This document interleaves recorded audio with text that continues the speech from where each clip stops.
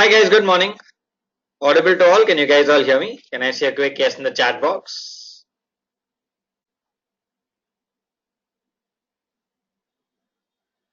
Yes, everyone else, can I see a quick yes? Audible?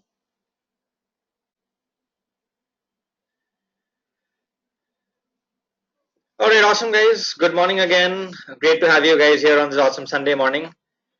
And we're going to be covering LinkedIn and Twitter marketing today. We'll look at LinkedIn first and then move on to Twitter. Before we move ahead into the session, quick question for you guys. How many of you have any questions from any of the previous sessions? Can I see a quick yes or no in the chat box? Anyone with questions from any of the previous sessions? Yes, no. Quick check. Anyone with any questions from any of the previous sessions where we talked about introduction to social media? We saw Facebook marketing. We looked at Facebook ads. We looked at Facebook video. Basically, we spent 2 sessions looking at Facebook in detail. So any specific questions on Facebook? No? Alright, everyone's clear. If any of you do have any questions, please do let me know in the Q&A. So like I said, I will not close the session till all your questions are answered. So in the Q&A towards the end of today's session, if you have anything that you want to know, anything that you have a clarification on, please do let me know. Alright, great guys. So awesome. So let's get started with the first part for today, which is LinkedIn marketing. Now, before we get into LinkedIn marketing, let me tell you what we're going to be covering today. So we're going to be looking at an introduction to LinkedIn. What do active users do on the platform? We are also going to be looking at how we can use LinkedIn effectively from a personal branding perspective. How do you build a LinkedIn profile that stands out from the crowd? What are LinkedIn company pages? How do you create one? And how do you use them for brand marketing? We looked at LinkedIn page analytics. How do you use LinkedIn's advanced search functionality? LinkedIn Premium and what you can do with it, and LinkedIn ads, right? All this is what we're going to be covering when we talk about LinkedIn marketing in the first half of today. So we look at LinkedIn end to end, right through, right from start to finish. Now, before I get into an introduction to LinkedIn marketing, quick question for all of you. And like I always do, I'm just going to turn off this video now, turn it back on again in the end. Right, great. So quick question for you guys. Does everyone here have a LinkedIn profile? Can I see a quick yes or no? Everyone is on LinkedIn? Oh no, okay, I see some no's. Himani says no. Vishesh also no, okay. Couple of you say no. Everyone else has a LinkedIn profile? Okay, so I guess except for Himani and Vishesh, everyone else seem to have a profile, so that's good. Himani and Vishesh, what I request you guys to do is by the end of today's session, go and set up or create a LinkedIn account for yourself, create a profile for yourself. We look at what the best practices are and you guys can implement it. It's always good to be active on a platform when you're trying to market, because like I've always said, if you're not really active on the platform, it's difficult for you to get the pulse of the platform right. Okay, so when we talk about LinkedIn, those of you who are on LinkedIn, how many of you are active users? When I say active, how many of you checked your LinkedIn at least once in the last 24 hours? How many of you are active users on LinkedIn? Can I see a quick yes? Okay, Akhil is, Ritu also is active. Who else is active? Sudarshanam is also active. Anyone else active on LinkedIn? Check LinkedIn at least once in the last 24 hours. Alright, so a couple of you are active, some of you are not. Now those of you who are active, and for the rest of you as well, what do active users do on LinkedIn? So those of you who go to LinkedIn often, like Akhil, Ritu, Sudarshanam, what do you guys do? Why do you go back to LinkedIn so often? What takes you back to the platform? What takes you back to the platform? What makes you log into LinkedIn? Okay, Akhil says connect professionally and look for jobs. Perfect, awesome, Akhil. What about the rest of you? Why do people go to LinkedIn? Industry trends, good point, Ritu. And everyone else, check posts and search for jobs, says Sudarshanam. Perfect. So I think Akhil, Sudarshanam and Ritu have kind of summed up very beautifully the key things that active users do on LinkedIn. Let me just summarize it for you. And this is important because, like I've always told you, before you start marketing on any platform, it's very important for you to understand the nature of the platform and the characteristics of its audience, right? So why do users go back to LinkedIn? What makes them go to LinkedIn? Once you understand this, then as a marketer, you will be able to use the platform much better, which is why we always start ground up and talk about these things. So to summarize, just like the three of us just said, so it helps you connect with other professionals. It also helps you look for jobs, advance in your careers. And just like Ritu said, it helps you stay updated with industry trends, know what's happening around you, what are the latest tactics, strategies in your industry. Alright, so now that we've looked at what active users really do on LinkedIn, let's look at some statistics on the effectiveness of LinkedIn as a platform. Now, if you look at the statistic on the left, it says about 45% of people have increased their face-to-face networking effectiveness after connecting with someone on LinkedIn. Now, this is important, and before I explain this, I'm going to ask you guys another question.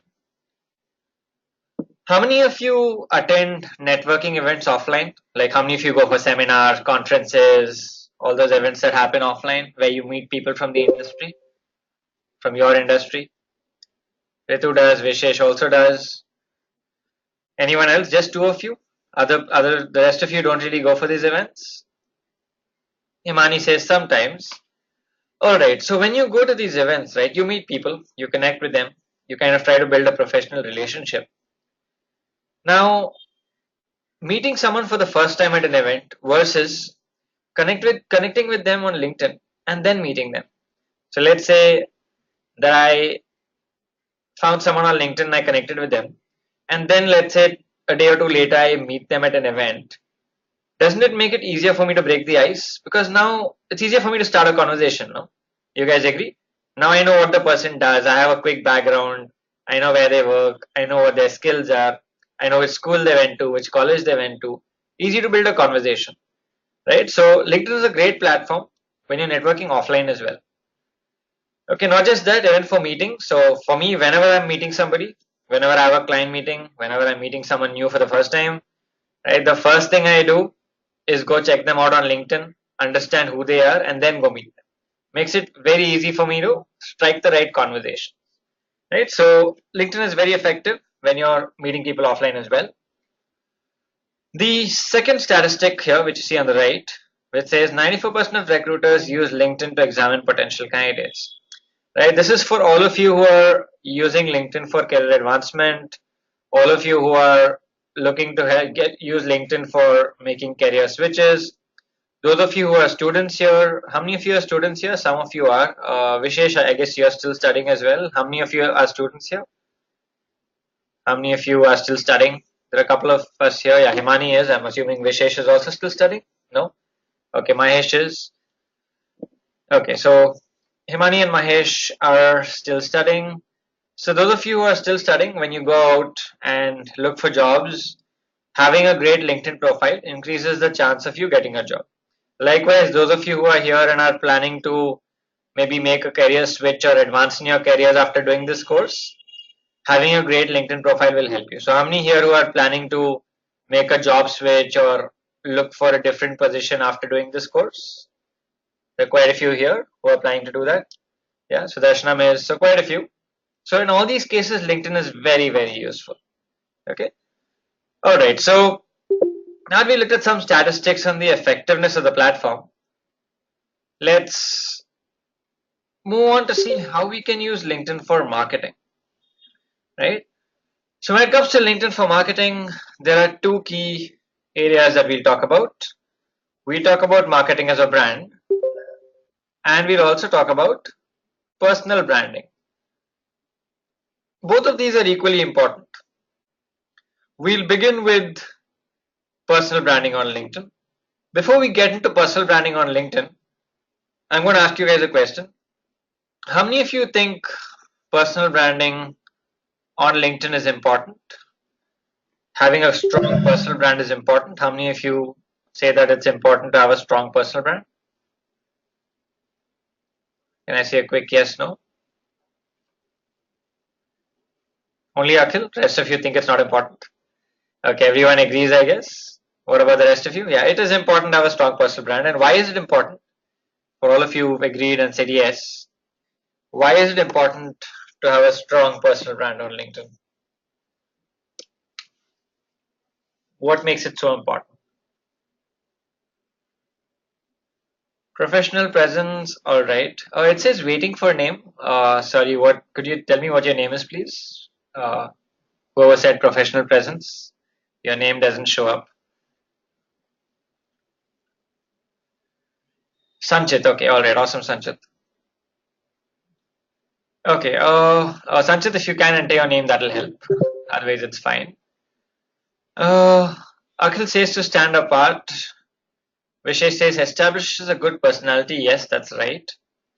Jyotsna says project your skills. Himani says helps you in reaching an employer. That's right. Okay. So having a strong personal brand helps you when you're looking for a job because it helps you show your potential as a professional, just like Shobit said. Not just when you're looking for jobs, even when you're working. Let's say you're in a company and uh, you want to drive business, or let's say you're an entrepreneur and you want to drive more business for your company.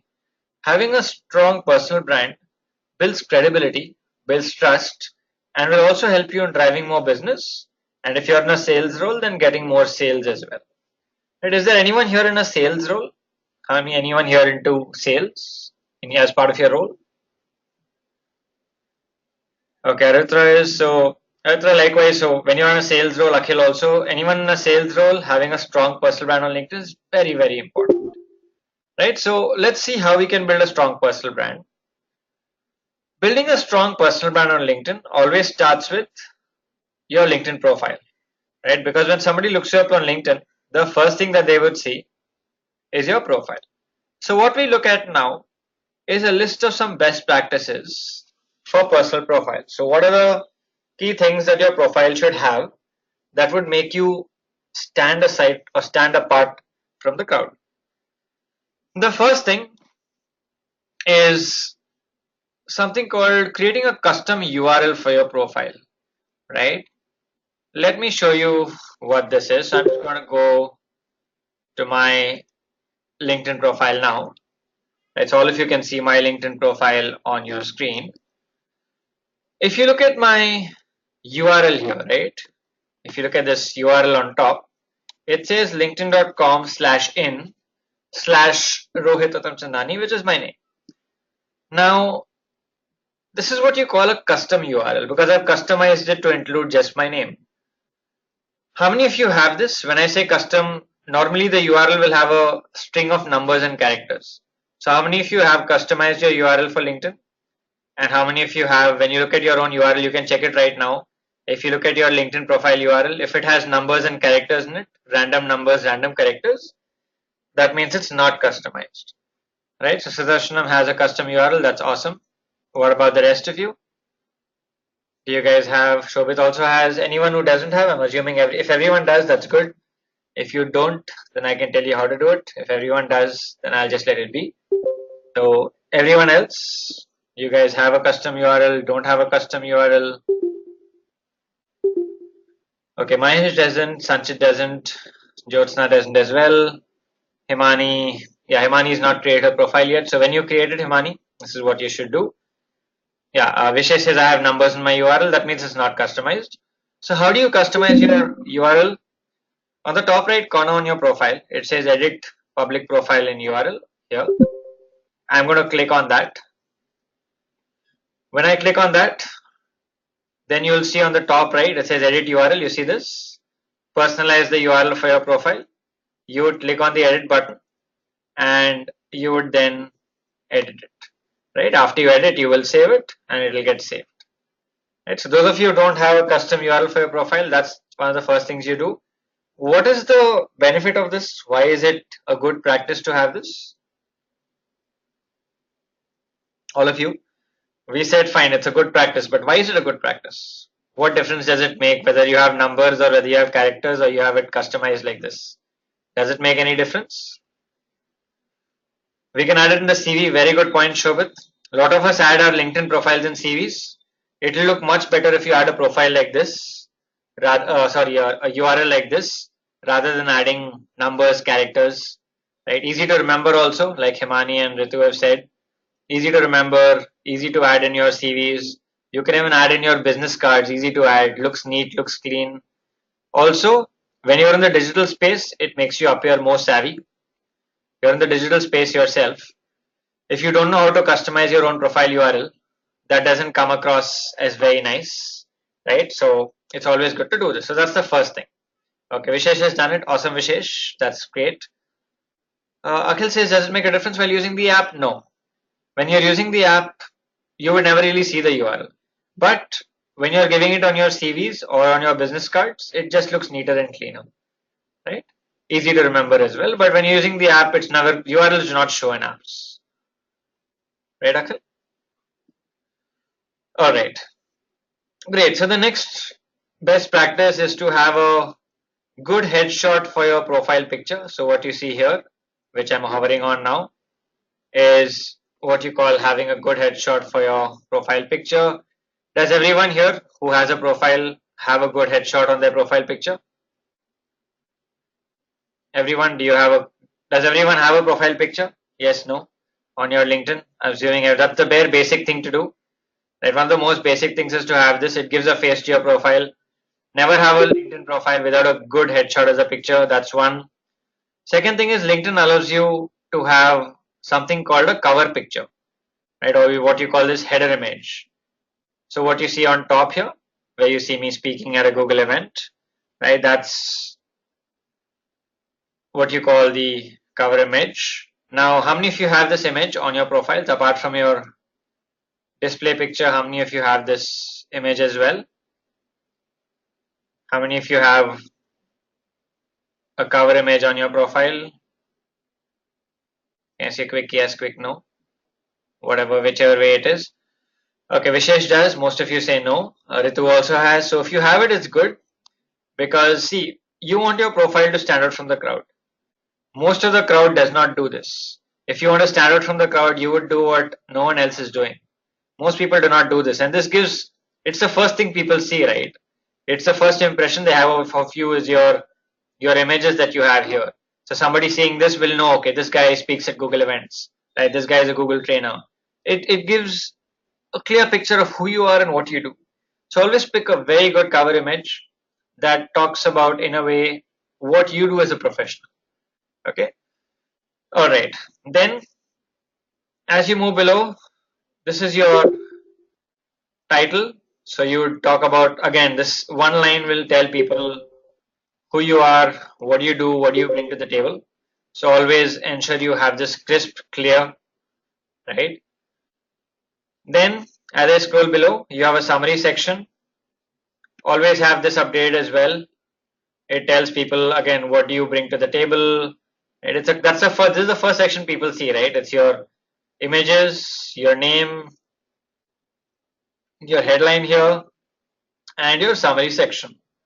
Okay. Another thing you need to keep in mind is when you write or fill up these sections that we are showing you here, always ensure that you use relevant keywords that you want to be found for in them. What does that mean? So all of you heard of search engine optimization, right? Has everyone heard of search engine optimization? Some of you have also done the SEO module, I'm assuming. Right? Everyone knows what SEO is, and if you've not done the module, at least you know basically in one line what is SEO. Right? Just SEO is basically optimizing your website so that it shows up when somebody is searching on Google. Similarly, you can optimize your profile so that when somebody is searching on Google, or sorry, on LinkedIn, they find you. How do you do this? Is by adding relevant keywords you want to be found for in your profile. So for example, if somebody searches for a digital marketing trainer, I want to be found, right? Which is why I have it in multiple places. If you see, I have digital marketing trainer here, right? I have digital consultant here. So all the keywords that I want to be found for, and if you keep looking at my profile, you will find these in multiple places. So always strategically use keywords you want to be found for in all the text that you're writing. That will increase your chances of showing up on LinkedIn when people are searching for your particular role. Okay, so that's the summary section. Excuse me. Then as you scroll below, you come to the next section, which is the article section. This is the first section. So if you guys go view my profile, this is of course visible only to me. Immediately after my summary section, you will straight away see my article section, right? Now the article section, which also gives you a number of followers the person has, will be a very important part of your profile. Before I go there, quick question. How many of you have published articles on LinkedIn? Can I see a quick yes or a no? How many of you have published articles on LinkedIn?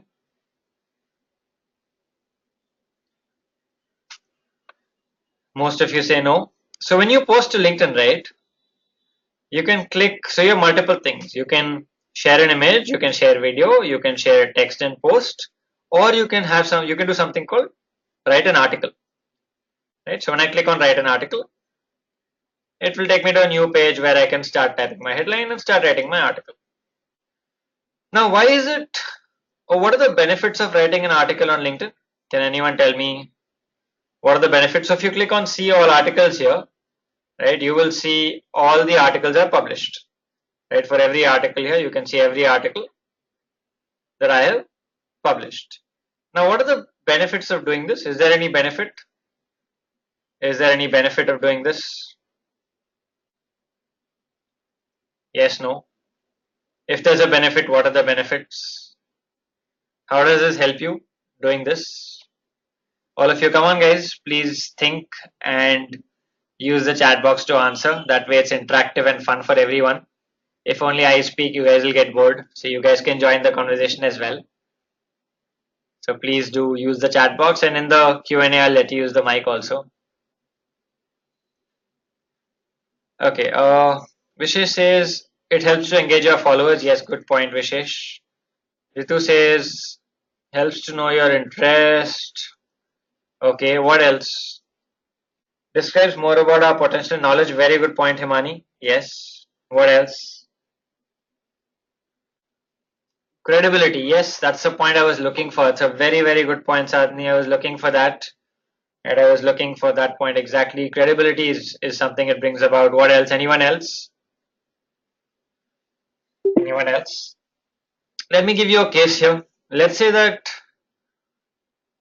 someone who wants to hire me as a consultant to work on the business. Let's say a CMO is looking at my profile. The CMO is looking for a digital consultant to help their brand grow. And he is looking at my profile. After looking at the summary section, the next section he sees is this. He sees that I do write a lot of articles. I have a fair bunch of followers. He then clicks on my articles, looks at all the articles I've written. He can also see the engagement on them. Right? For example, if he clicks on this article, he will see that this article has 33 shares, 23 comments, 84 likes. It's been viewed by 1,000 people, right? So when a potential business connect like this, or even a potential recruiter looks at your profile and sees all this, what does it do for you? What does it do for you? What does it do for you? Right? What, all of you, what does it, what kind of an impression does it make?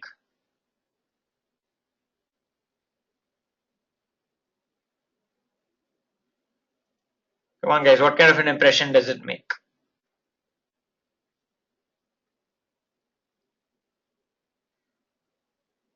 So potential recruiter or a business contact looks at your profile, right? The first thing they're going to be like, okay, this person knows his stuff, right? It builds a strong brand. Yes, Akhil. Yeah. So it showcases your expertise, right? It showcases that, okay, this guy looks like an expert in the space, right? It showcases your authoritativeness in the industry. It builds trust for you. And now the chance of you getting hired either by a recruiter or hired as a firm to help in a business, the chances of that happening are very high here because you showcase your credibility, right? Alright, so that's the article section. With articles, right, you can also showcase your brand blog articles here. How many of you have a blog for your company? How many of you have a company blog where you showcase articles? Anyone has a company blog here? If you do, you can always share the same content here to distribute it and reach a larger audience. Okay. Next is the experience sections. Always fill up all your experience sections in detail. In fact, always ensure that you use bullet points. Do not write large paragraphs. Nobody enjoys reading large paragraphs. If you have to say a lot of things, use bullet points, format it neatly, so it's easy for people to skim through. If somebody quickly wants to see what you've done, this is much neater and cleaner, right? Bullet points rather than writing big paragraphs. So always use bullet points as a best practice.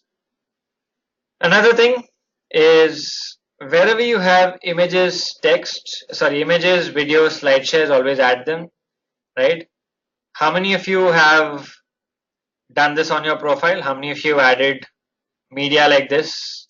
Images, videos, presentations, slide shares, right? How many of you have done this? Can I say a quick yes or a quick no? And how many of you added media to your profiles? So this is really important because like I said, you want to stand out from the crowd now. The crowd is doing some things. You want to do much more than what the crowd is doing. Not too many people do this. Most people just put some text on their profile and let it be.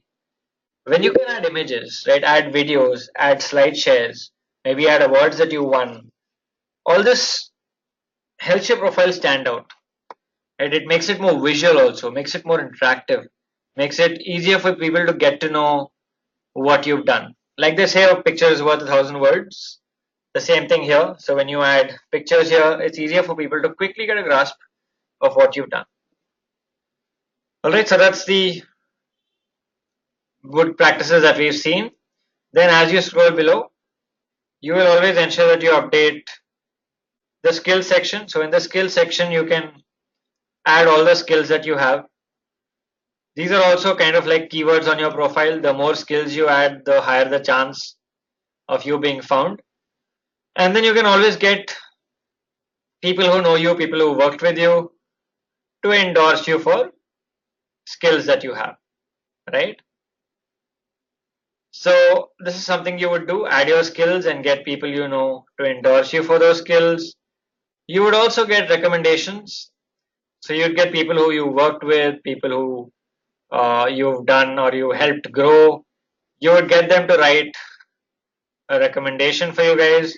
Again, all this makes your profile very, very keyword rich, very heavy with lots of content on it. And the chance of you being found in search increases. So all this you see are recommendations, right? So that's some key best practices to follow when you're sprucing up your LinkedIn profile. I'm just going to go back to the deck now. We talked about creating a custom URL and how to do it.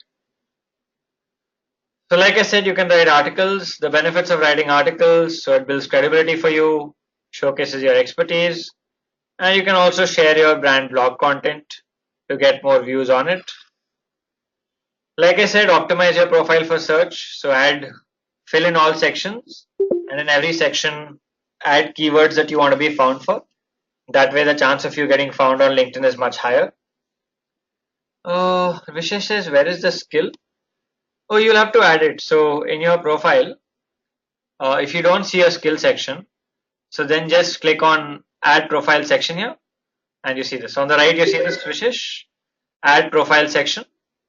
Click on that and you can keep adding multiple sections. So you can add skills, right? Yeah, so that's what you will do. That's how you add any section you want to add, you'll find it here. Click on add section and you can add new sections to your profile, right? All right, so coming back here, We talked about optimizing your profile for LinkedIn search. Next is connecting all emails to your profile. Right, this is important. How many of you have signed up for LinkedIn with a personal email ID? Can I see a quick yes? How many of you have signed up for LinkedIn with your personal email IDs? Yeah, most of us do. Most of us do. How many of you have connected your professional email IDs to LinkedIn? So your work emails, how many of you have gone and connected it? How many of you have connected it? I see a couple of no's. Okay, some of you have not. So this is important to connect your email to your profile. And in a while, I will show you why this is important. Hang on for now. In some time from now, I will tell you why this is important. But before that, let me show you how you can do this. Right? Doing this increases your chances of being found. Doing this increases your chances of being found on LinkedIn. And I will show you an example later where this works. But how do you connect all your email addresses to your account? What you need to do is on LinkedIn, click on this little image of yourself in the top right corner. Go to settings and privacy. And there, the first thing you'd see is email addresses. So you can now click on add or remove. You can then click on add email address. Once you add your email address here, it will ask you to send a verification. Once you verify the email, it will get connected to your profile. Don't worry, you will not get notifications on all. You can make one email as primary, and only that email will get all your updates on LinkedIn. Right, so that's the best practice. I will show you another example of how this helps in a short while from now. You can also join relevant industry groups. We said one of the reasons people are on LinkedIn is to stay up to date with what's happening in the industry. So groups are a great way to do that. You can just search for any group and join it. The way groups work on LinkedIn is very similar to the way groups work on Facebook. So all of you remember in the previous session, we talked about how to leverage Facebook groups. Everyone remembers? We talked about how to leverage Facebook groups. We talked about the different types of groups, right? We said, how do you leverage existing groups? How do you, in which cases would you create a group? Most of that applies to LinkedIn also.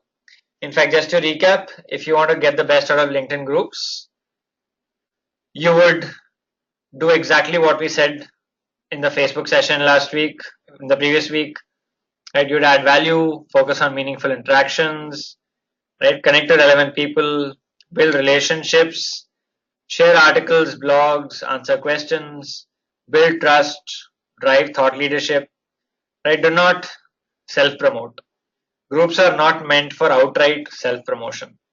Go there, add value, showcase your expertise, build trust with people, build relationships, right? And then when they need your product or service, they will come to you anyway, because by that time you would have established your expertise and trust, right? So the way you use groups is common across platforms. The best practices, principles are the same whether it is Facebook or LinkedIn, right? The bottom line is add value, build trust, build relationships, do not self-promote. Okay. All right. So let's summarize some of these LinkedIn profile best practices. We've talked about all of these in the last half an hour.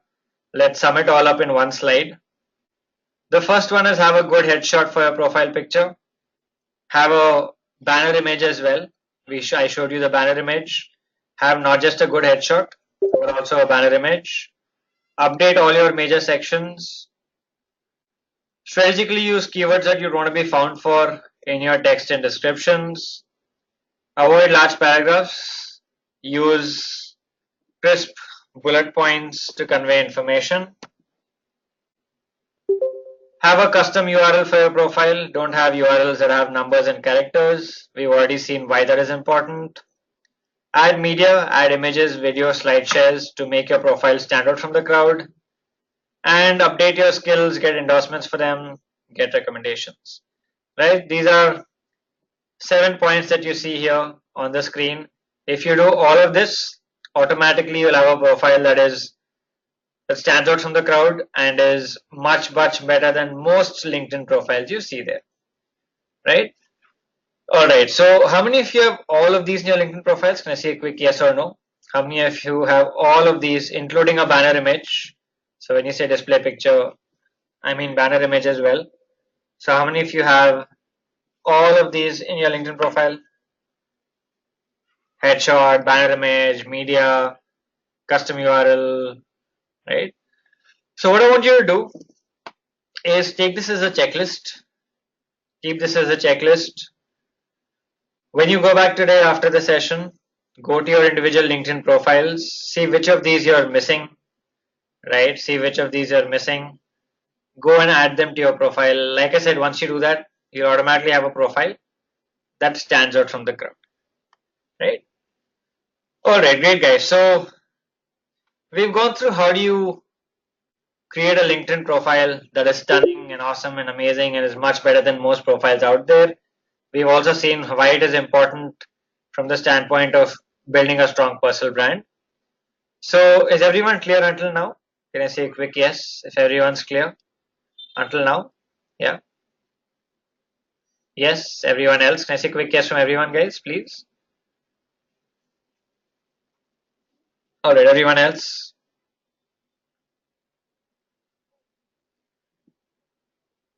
Okay, awesome. Right. Those of you who are very quiet, please use the chat box. Otherwise, I will start asking you guys questions. Right? Okay. Great. Javi says, really talked about groups, creating them and managing them. Uh, the process of creating a group is very similar to how you keep one in Facebook, how you do it on Facebook, which is why I said the fundamental principle is the same. When you look at creating groups, it's very simple. All you need to do is go to LinkedIn, click on create group, set up your group. Then the fundamental principles that apply to Facebook. Remember we talked about when you would create a Facebook group. Last week we talked about specific cases, whether you should create a group or leverage an existing group. Right? All those principles are the same. You can retain whatever we talked about in the Facebook session last week. The fundamental principles are the same. Right? There's not much that is very different in it, right? From the best practices for managing a group to the best practices for creating a new group, right? All of that is exactly the same that we covered last in the previous session. Right? But again, if you have any specific questions, I'd be happy to answer it for you. You want me to run you through it, maybe in the Q&A. If you want me to take you through a process, I'd be happy to do it for you. Right? Do let me know in the Q&A if you need further clarification, Joby. I'd be happy to clarify it for you. Okay. All right. Awesome, guys. So let's move on to the next lesson on LinkedIn, which is on brand marketing. So far, we've talked about personal branding, building a strong profile, building a great reputation using your profile, showcasing trust, right? Showcasing your expertise. Now let's look at how do you market as a brand, right? So marketing as a brand always starts by creating a company page on LinkedIn. How many of you have pages on LinkedIn for your companies? So in companies where you currently work, how many of you have a LinkedIn company page? No? What about the rest of you? Joby says yes. Anyone else apart from that who has access to a LinkedIn company page for their company? Most of you don't. So LinkedIn company page is very similar to your Facebook page, right? So it works pretty much the same way as well. Okay, Ritu says no access, that's fine. How do you create one is very simple. All you do is on your LinkedIn profile on the top right corner, you click on the work button. Below that you have a create company page menu bar there. You can click on that. Once you click on that, it will ask you to give your company name, set up a URL, and then you can create the page. So creating a page is very simple. Two-step process. Click on this here, click on company page, and then you can set it up. Now let me give you an example of a company page. So this is an example of a company page. This is IBM, right? So let me take you to a company page on LinkedIn, right, just to show you what it looks like for those of you who are not too familiar. So what you see here is the company page of Tata Tele Business Services, right? Just like most company pages, it has a brand logo, right? It has a cover image, it has an about section where you can get to know about the company. You have the company's website, right? How many employees, what are the specialties. Then as you scroll below further, you can see all the updates the company has done, right? What have they posted? So they posted this 14 hours ago, right? So for every post you can see how many likes they got, how many comments they got, all that is visible here. Now this is a page that I do not manage.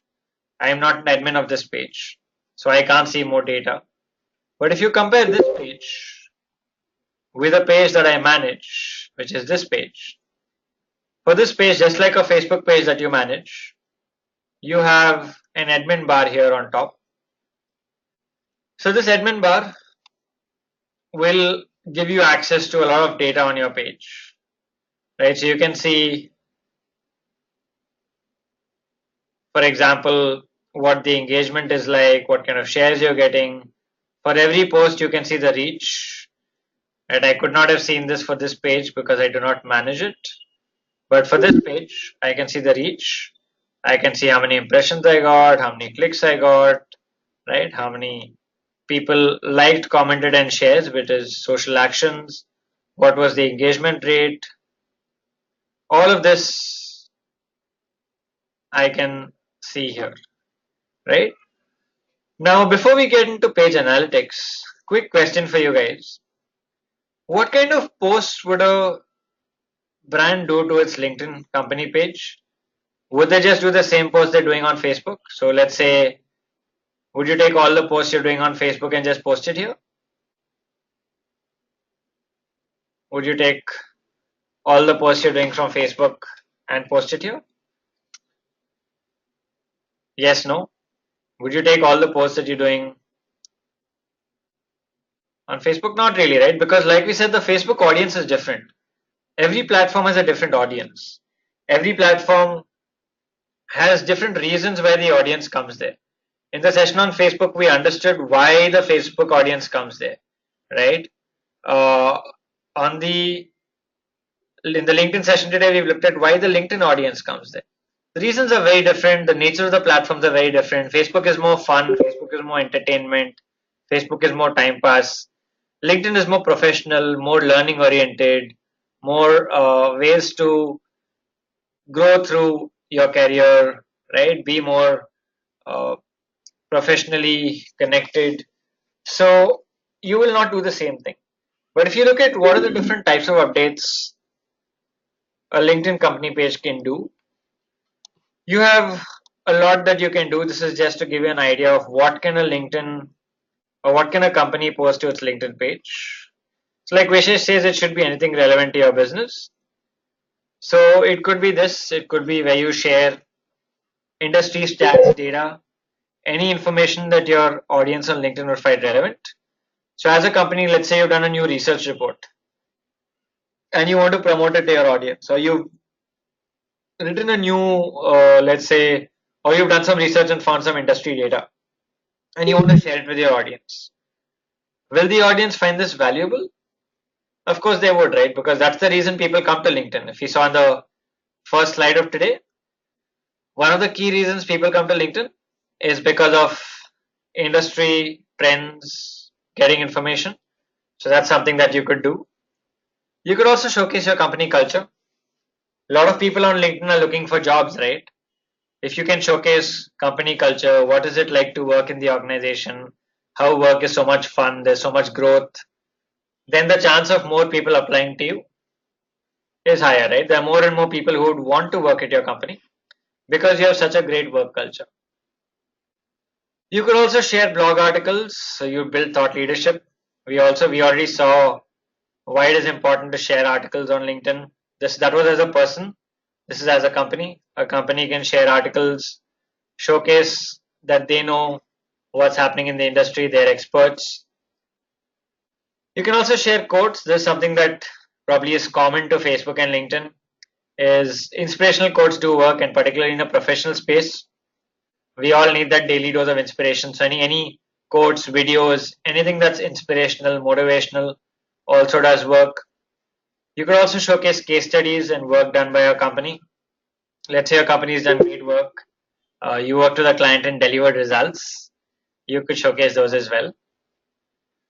So you could showcase client testimonials, success stories. So let's say a client has said how you drove them so much business, how you did great work for them. You could showcase that too.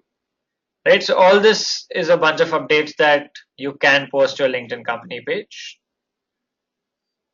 So now that we've seen what you can post, let's look at LinkedIn page analytics. Right. Let's look at what data does LinkedIn give us to help us understand how our LinkedIn marketing is performing. Right. So this is on similar lines to Facebook Insights.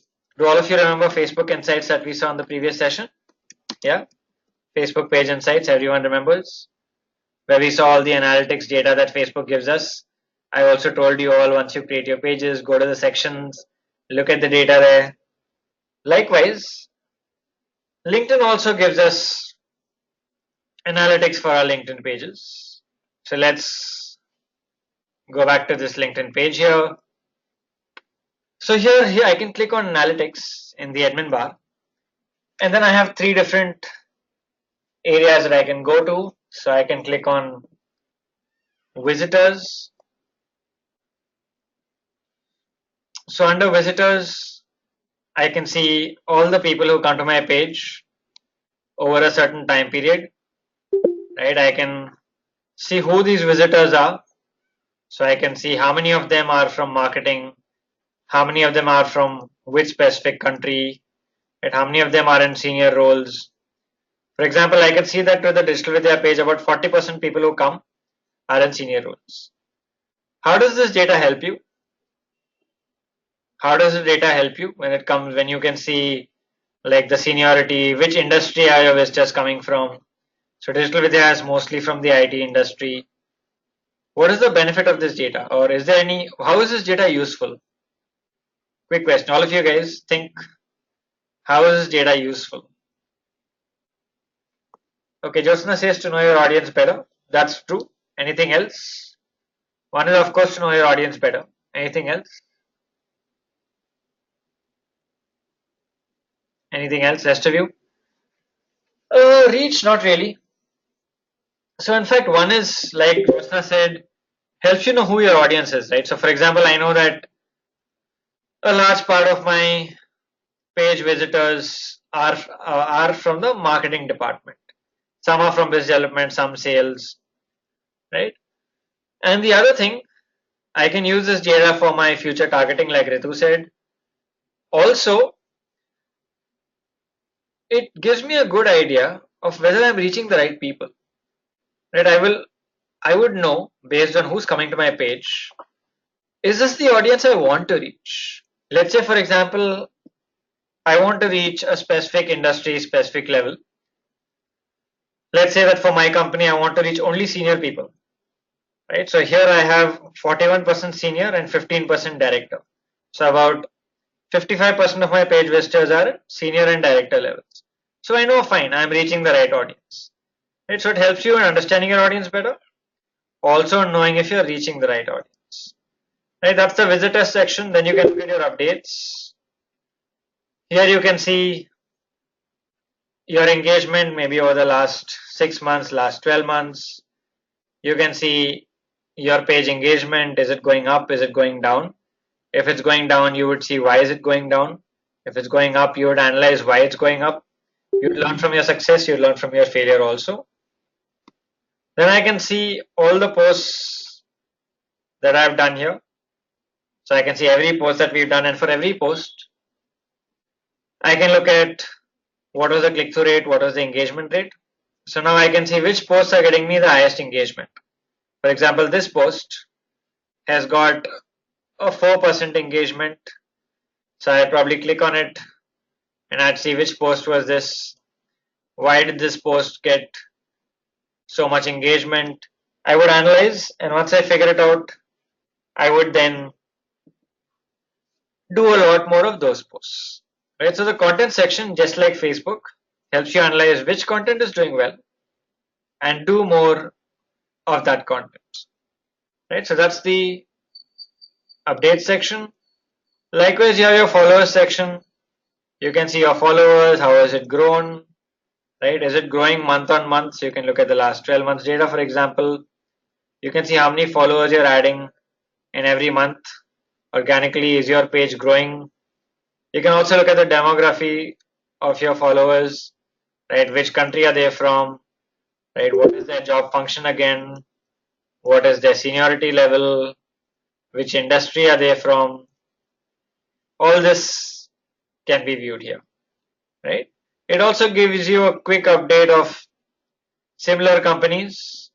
So it automatically picks up, right? Just like we talk about, if you remember in the Facebook Insights, I showed you pages to watch.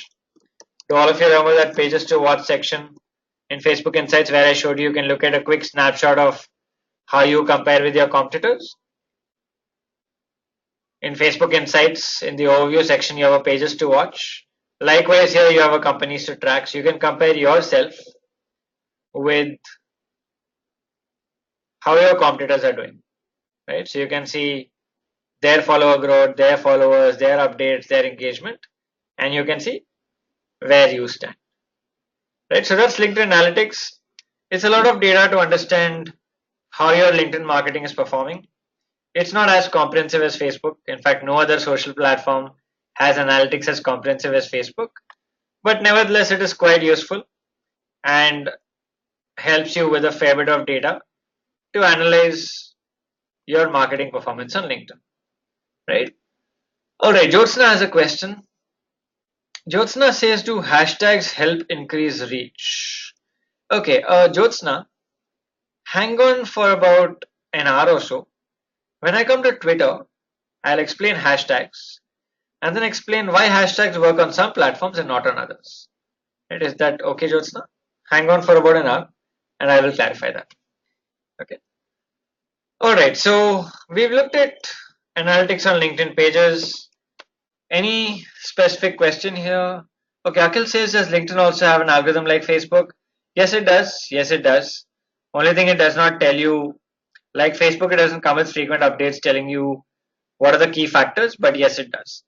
The fundamental base of the algorithm remains the same, right, Akhil? So, and everyone else, like Facebook has an algorithm that filters your feed. LinkedIn also has an algorithm, right? The LinkedIn does not specify what are the key factors, but the fundamental principles remain the same. It looks at engagement. The more reach you get, right? How many people are liking, commenting, sharing. The fundamental principle of the Facebook algorithm applies here also. The more engaging your content, the better your reach. Is it that complex? No, it's not. No, Facebook has one of the most complex algorithms, and Instagram because it's a part of Facebook also. But the other platforms do not have algorithms that are as complex as Facebook. Facebook probably has one of the most complex and probably one of the best algorithms as well. Okay, Asad says, can you tell me about the email visibility? Sorry, which email visibility, Asad? I'm not sure I got the question. Are you talking about adding all your emails to the profile? Is that what you're asking? Is that what you're asking? About, yeah, no, okay, no. Then what? Sorry. When you say email visibility, what does it mean?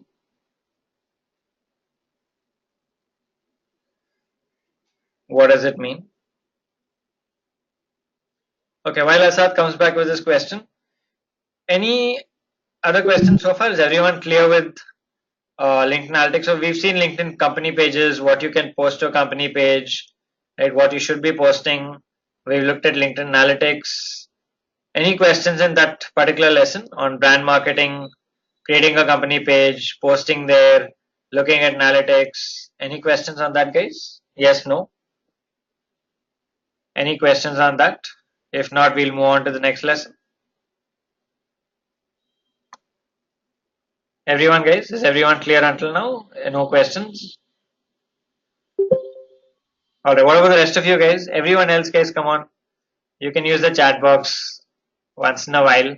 Like I said, I can't see you guys, so I don't know what you guys are up to, but once in a while when you drop a yes or a no in the chat box, it does help me as well. So please do use the chat box. If you want, just use Y or N. That also helps, but at least I know you guys are around. Keeps it more fun for me also. Alright, thank you so much, guys. Great. So moving on to the next lesson, which is LinkedIn Advanced Search and LinkedIn Premium. We look at these one by one. Both of these are very useful in different ways, different use cases for each. We'll begin with the advanced search functionality on LinkedIn.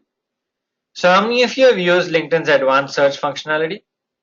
When you search on LinkedIn, you have advanced search features. How many of you have used it? Have any of you used LinkedIn's advanced search functionality? No? Most of you say no. So LinkedIn's advanced search is very, very useful. So on your LinkedIn profiles on the top, you can search and you have filters. Let me show you this on the live platform. So hang on. I'm just going to show you this on the platform. So on LinkedIn, when I go to LinkedIn, right, I have a search bar here. I'm sure most of you searched here at some point. So I'm just going to search for, let's say, Facebook now. And I'm going to hit enter. So when I search for Facebook, it shows me some 96,000 results. Now I can click on this all filters here. And I now can use all these filters to narrow down my search and find relevant people. Now, this is useful both from a personal brand perspective as well as from a company perspective. Let me give you an example of how this works. So you can search by specific names. You can search by company, right? You can search by connection. So in connections, you have first, second, and third degree connection. Is everyone familiar with what is a first, second, and third degree connection on LinkedIn? Can I see a quick yes or no if everyone's familiar with a first, second, third degree connection? Yes, no?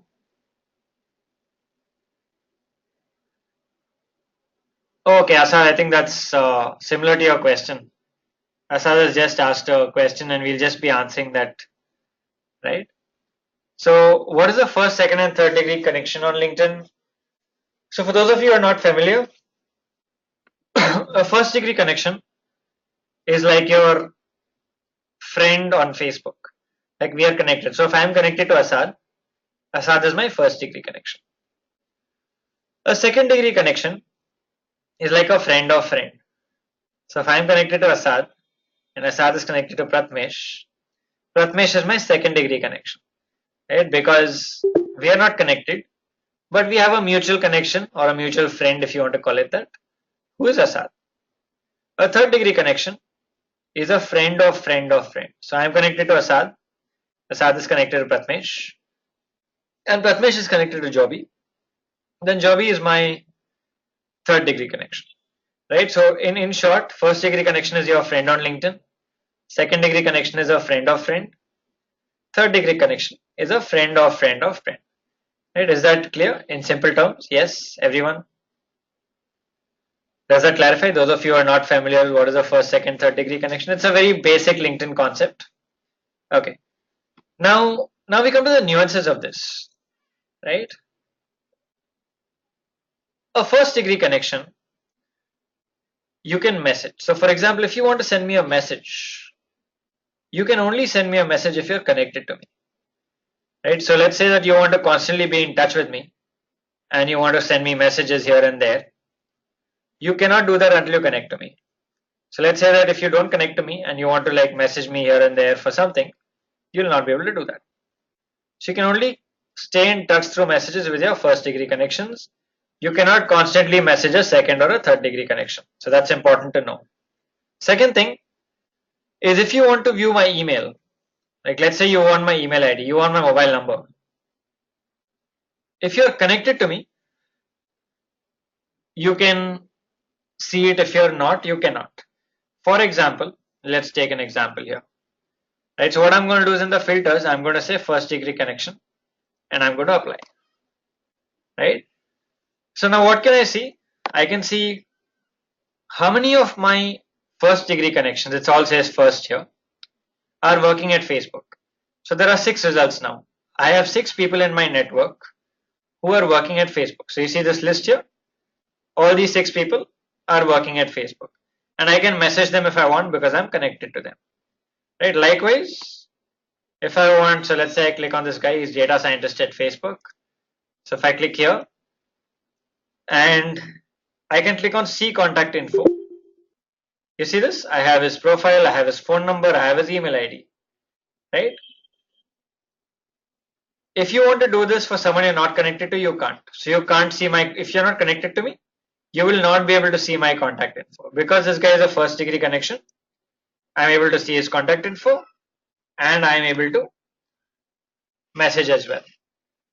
Ritu says, is it all the connections with whom we are not connected to mutual friend? You mean first degree connection, Ritu? Or third? You mean third? Yeah, third, yes. It is all the people who you don't have one mutual friend. Yes, that's correct. Third plus is all the people on LinkedIn who you are not connected with a single mutual friend. That's correct, Ritu. Yes, that's correct. Alright, so this is a good or a very important difference to note between first, second, and third degree connections. One is you can only message a first degree connection. Second is you can only see contact info for a first degree connection. You will not be able to see it for a second degree connection. Right? Does that answer your question, Asad? Does it answer your question, Asad? Yes? Okay. Alright, so apart from this, you can also use other filters. So if I say second degree connection also, now you will see I have about 978 results now. And you can see the difference. For my first degree connection, it says message. For my second degree connection, it says connect. Because only after I connect with them, I can message them. Right? After I connect with them and they accept the request, only then I can message them. Okay. Now, what are the use cases of this advanced search? Let's say, for example, as a person, I want to work at Facebook. Let's say my dream job is to work at Facebook, for example. When I want to work in a company, which is a better way to join the company? There are different ways you can work in a company, right? You can apply for a job through their website, right? You can apply through a job portal, or you can try and get a referral. Which of these 3 works best when you want to join a company? Applying through a website, applying through a job portal, or getting a referral? Obviously, a referral works best, right? If somebody is referring you to the company, the chance of you getting hired is much higher. Let's say now I want to join Facebook. So I will come, I will look at my first degree connections, and I will see, okay, I know 6 people who work at Facebook. And let's say out of these 6, this guy here is my very close friend from school. We went to school together. We are like very close friends. I can just call him up straight or I can WhatsApp him and say, hey, I want to join Facebook. Is there anyone like, I want to join Facebook in a specific role. Is there anyone you can connect me to? Can you refer me to the right team? And then he could probably forward my CV to the right team and then it goes from there. Right? So this is a great way to use it for career advancement, finding who you know in which companies, right? Trying to get inroads into specific companies, not just for jobs, even for business. Advanced search is a great tool for B2B businesses, particularly. How many of you here are in B2B businesses? How many of you here are in B2B? Quick yes. B2B, Akhil. Anyone else? Aritra as well. Joby also. Pankaj. A lot of you. 4 of you. 5 of you. Sorry. 4. Anyone else in a business to business enterprise? No. All right. So if you're in a B2B business, this is critical, right? Very, very important. Because in B2B, you want to find the right decision makers and right companies, right? All of you. So, quick question, all of you, Akhil, Aritra, Joby, and Pankaj. What kind of companies are you in? So, can you give me the quick company name and like what kind of services do you provide or products do you offer? Quick one line, all the 4 of you.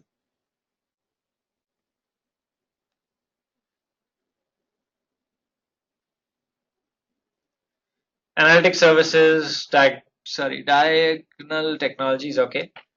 All right. Anyone else wants to add quick? Aritra, Akhil, Pankaj, services that you provide and what company is it? I'll give you 15 more seconds to answer. Okay. Akhil says publication, digital solutions, trade shows. Awesome.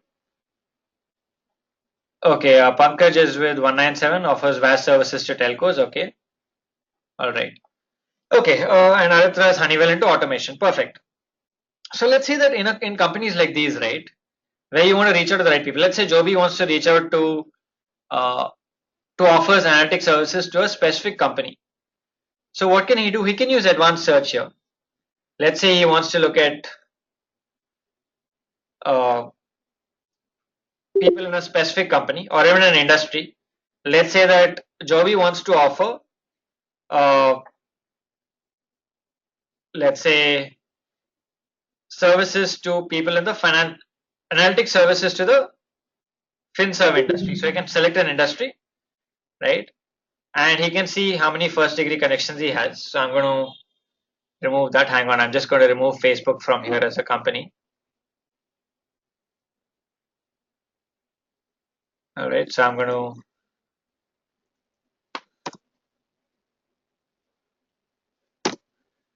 okay, so I removed Facebook. I'm going to say specific industry. Okay, let's say IT industry, and I'm going to say first degree connection. So I can see that I know 500 people who are working in the IT industry. I can also say I want a specific company, a set of companies. Let's say I want only TCS. So let's say Joby wants to offer analytic services to, let's say, Zoho Corp. So you can click on Zoho Corp and say apply. So now I know 3 people who are working in Zoho, right? 2 are in a marketing role, 1 is in a tech and SME business role here. So what can I do? Let's say that this person is relevant to me. I can message her, get in touch and try to offer my service. So this is basically trying to get leads for a B2B business. Likewise, all of you, right, from Aritra to Pankaj, when you want to find the right people, advanced search is a great way to find the right people. You have so many filters. You can filter by specific company, connection level, specific locations. So if you want someone, let's say only in Mumbai, you could add Mumbai as a location, right? If you want someone who's a connection of your colleague, you can add your colleague's name here, right? So I can probably add a colleague's name and I can look at all the people who are a connection of my colleague. So I can then get my colleague to speak to them. I can add specific schools. So if I want someone who went to college with me, I can add the college here. So many filters to help you find the right people. Extremely powerful. So those of you who are in B2B, so Joby, Akhil, Pankaj and Aritra, have you used this before to find right people to reach out to? Have you guys used this before? Akhil has. Okay, awesome. Joby says no. Vishesh says no. Ritu has. Right. So some of you have used it, some of you not. If you have not, it's a great way to find right people. It's a beautiful tool to find exactly the right people you want to get in touch with. Right. So those of you not used it, you've seen all the filters. What makes this even more powerful? In this case, I don't have too many filters. For example, if I want to, let's say, find people in a specific seniority level. Let's say I want to find someone who's senior enough or someone in a specific function. Let's say I want to reach people only who are heading the analytics department. So in Joby's case, I want to find people in analytics roles. I don't have those filters here, right? Do you see that? If I want to filter by role, by function, it's not here, no? You will only get access to that if you use what you call LinkedIn Premium. Like you can see here, it says you can unlock additional filters including function and years of experience when you use Premium. Right, so this brings us to the next thing here, which is LinkedIn Premium, right? Before we get to Premium, any specific questions on advanced search? Any specific question on advanced search before I go to Premium? Premium is an extension of advanced search. Any specific questions? Right? No? Okay. So like I said, it's a very, very powerful way to find the right people. Now, Premium is an extension of advanced search, helps you with a lot more advanced features on LinkedIn. How many of you have, I'm sure all of you heard of LinkedIn Premium, no? All of you have got that email from LinkedIn saying, get a free 30-day trial of LinkedIn Premium. I'm sure all of you got that email at least once. LinkedIn pushes it to everyone. Everyone would have got that. How many of you have tried it? How many of you said, okay, let me take a trial and see? How many of you have taken a trial? Joby has. Anyone else who's taken a trial? Sudarshanam also did. Anyone else? Nazar has taken a trial. Who else has taken a trial? Nobody else has. So anyone who's currently using LinkedIn Premium or anyone who's used LinkedIn Premium or has paid for it and used it? Anyone who's paid and used LinkedIn Premium? No?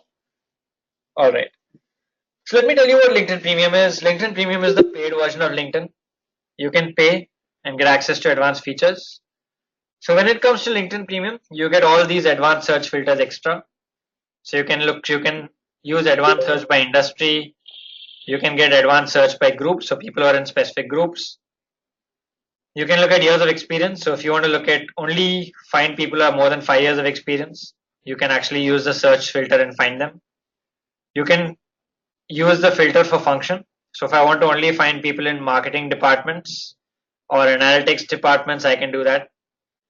I can do by seniority, how senior are they? I can filter by company size, small company, large company. I can look at when they joined the company. All these advanced search filters are available in the premium version of LinkedIn. So LinkedIn Premium has different plans, right? You can choose whichever plan you want depending on your objective. So if you want to get hired, you want to find a new job, you can choose a career plan. If you want to grow in your business, you want to network, you can choose a business plan. If you want to get more sales, you can choose a sales plan.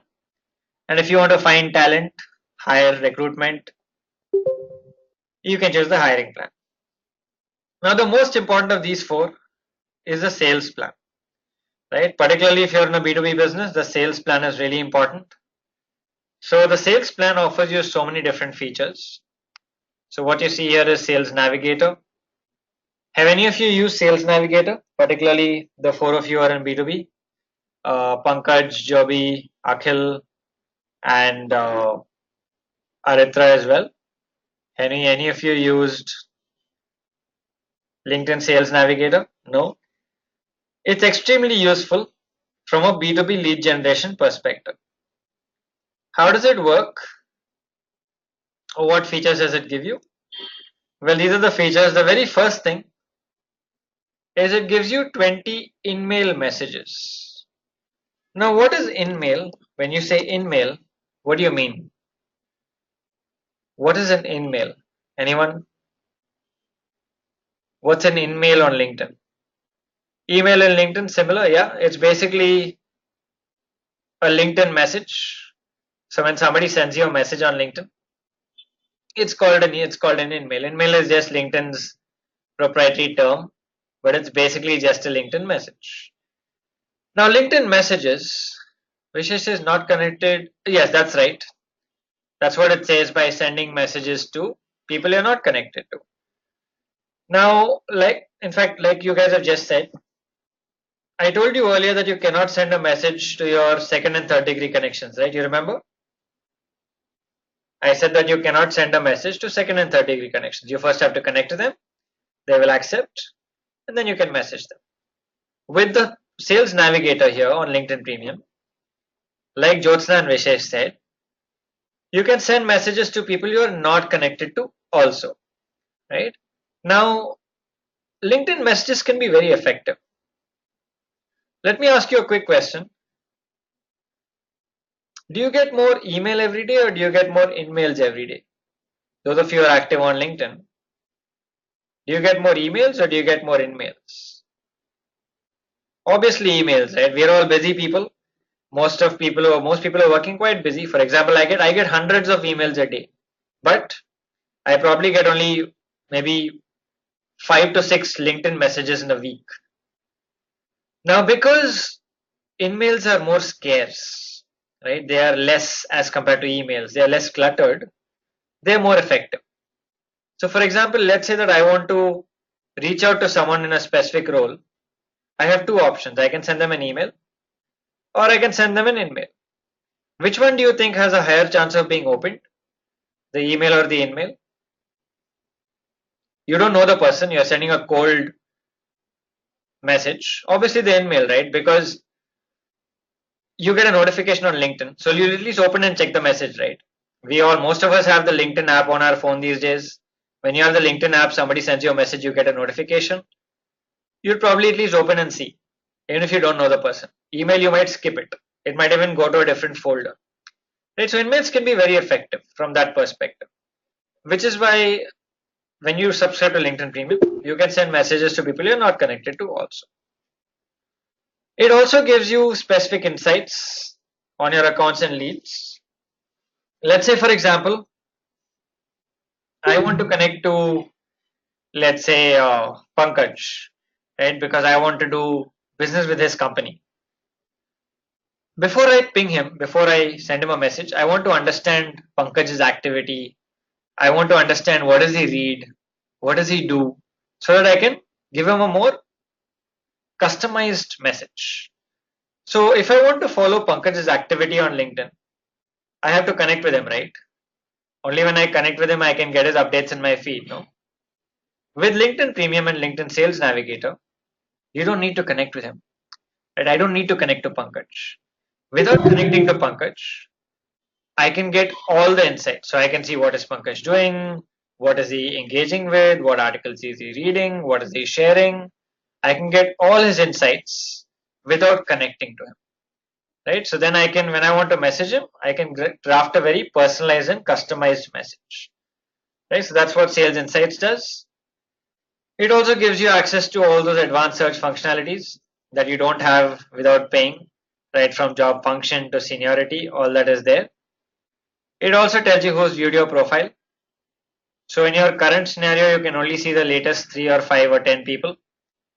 With this, you can see all the people who viewed your profile in the last 90 days. Why is this important? Why is this feature important of who's viewed your profile? How is it going to benefit me if I can see somebody viewed my profile? To get connected? No, not the key thing. How is it going to benefit me? By seeing who's viewed my profile. Apart from, of course, sometimes you get an ego boost. Oh, so many people viewed my profile. But apart from that ego boost, what is the benefit? Is there a benefit? Visibility. Oh, okay, not what I was looking for. Let me give you a scenario here. I want to reach out to someone for business. Let's say I want to reach out to Asad. I sent Asad a message. The next day, I saw that Asad has viewed my profile. What does that mean? What does that mean? What is the insight I can draw from here? Asad didn't reply to me, but he viewed my profile. Yes, he's interested, right? He did two things. One, he read my message. One, he opened my message, which is why he came and saw, okay, who's this guy? Second, he's probably interested in knowing little more about me. So now I know, okay, Asad is probably interested. He didn't reply. Maybe I'll give him some time and then maybe I'll try and connect with him later. Right? So when you're selling, all this gives you a lot of insight. Right? So that's exactly why this is important. You can also view profiles of people who are even your third degree connections, and it gives you a complete dashboard where you can like save your leads, it'll recommend leads to you, all of that. Right, so Sales Navigator is extremely powerful as a tool. Those of you in the B2B space who've not tried it yet, it's something you should definitely try. It costs roughly about nearly 50,000 rupees for a year. That's the cost of Sales Navigator. It's about 4,000 rupees per month. That's the cost. But in the B2B space, contract sizes are generally large. So if any of you want to share, the 4 of you in B2B, what is the average contract size in B2B? So if you make a sale, what is the average size of the contract? Or what is the average revenue per sale that you would make? Does anyone want to share? Rough figures, it's fine, doesn't have to be accurate. but a rough range. Vishesh says, is that, sorry, Vishesh says about 1 lakh. Aritra says 20 to 40 lakh rupees. Anyone else wants to share? It varies widely from a few lakhs to a few crores depending on the B2B company. So B2B, because it's a business to business deal, contract sizes vary from a few lakhs to a few crores, right? So if you spend 50,000 rupees a year, right, and if you're able to close even like 1 or 2 contracts, let's say you have an average contract size of 10 lakhs only. If you close even like 2, 3 contracts, you still make your money back, right? So as a tool, it's very effective. 50,000 might seem like a lot of money, but in the B2B space where contract sizes are large, it's not as expensive as it might seem. When you look at it in perspective, it's not so expensive, right? All right, so that's LinkedIn Premium and Sales Navigator. Sanchit, we'll move to Twitter after the break. And we'll move to Twitter after the break. Okay, so another thing that you should know is you have something called the Sales Navigator Lite extension for your Chrome browser. This is a very useful free extension. Those of you who have not used it, it's a great extension to use. So all you need to do is search for Sales Navigator Lite on Chrome. You would find the extension, click on Add to Chrome. Once you do that, whenever anyone sends you an email, no, you'll get their LinkedIn profile on the right side. Whenever anyone sends you an email, you'll automatically get their LinkedIn profile. I'll give you an example. So you can look at this one here. You can look at this one here. So she sent me an email. So when I click on her, when I hover on her name, you see this on the right side? You see that? It shows me her LinkedIn profile, first degree connection. Likewise, it will show anyone. Let's say somebody sends me an email. Even if that person is a second or a third degree connection, I can quickly see their profile, how many shared connections I have with them. All that is something that's visible. Likewise, you see when I hover on my name, I can now see my own profile here. Right? When I shift to her name, I can see all the people in an email. I can quickly see their profile. Right? Now, would this be possible? So had this person not connected her official email to LinkedIn, would this show up here? Had this person not connected her official email to LinkedIn, would her profile show up here?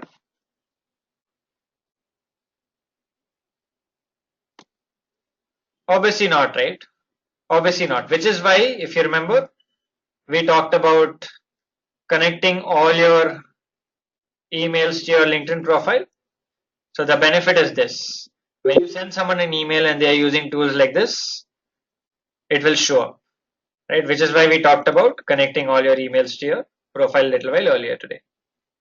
Okay, so those of you who don't have this extension, it's a great extension to use. You can just add it to your browser, and then anyone sends you an email, you can see their LinkedIn profile in the sidebar without having to go view their profile. Okay. All right. So that's LinkedIn Sales Navigator, LinkedIn Advanced, Search, LinkedIn Premium. Any specific questions so far, guys? Any specific questions so far on LinkedIn Advanced Search or LinkedIn Premium? No, yes. Everyone's clear so far? All right. So next section is LinkedIn ads, which is the last lesson on LinkedIn.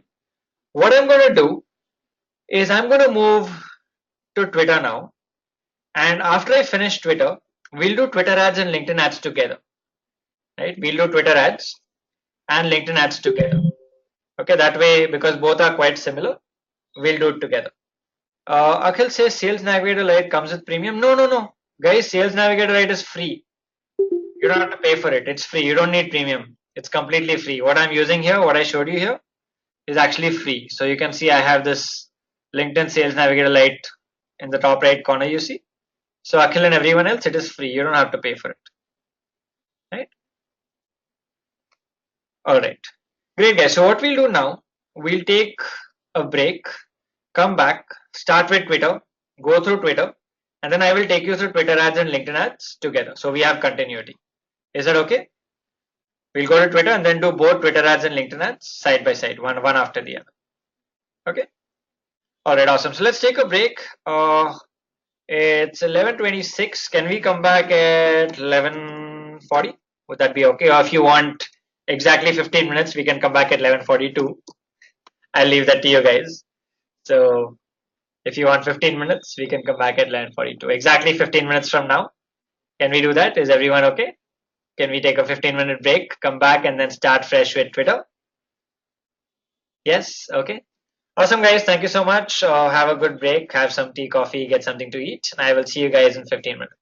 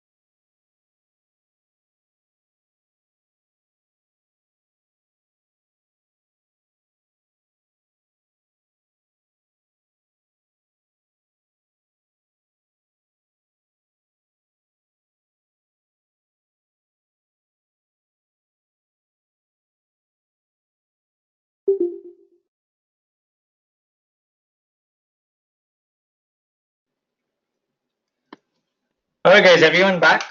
Can I say a quick yes, all of you back from your break? Everyone back?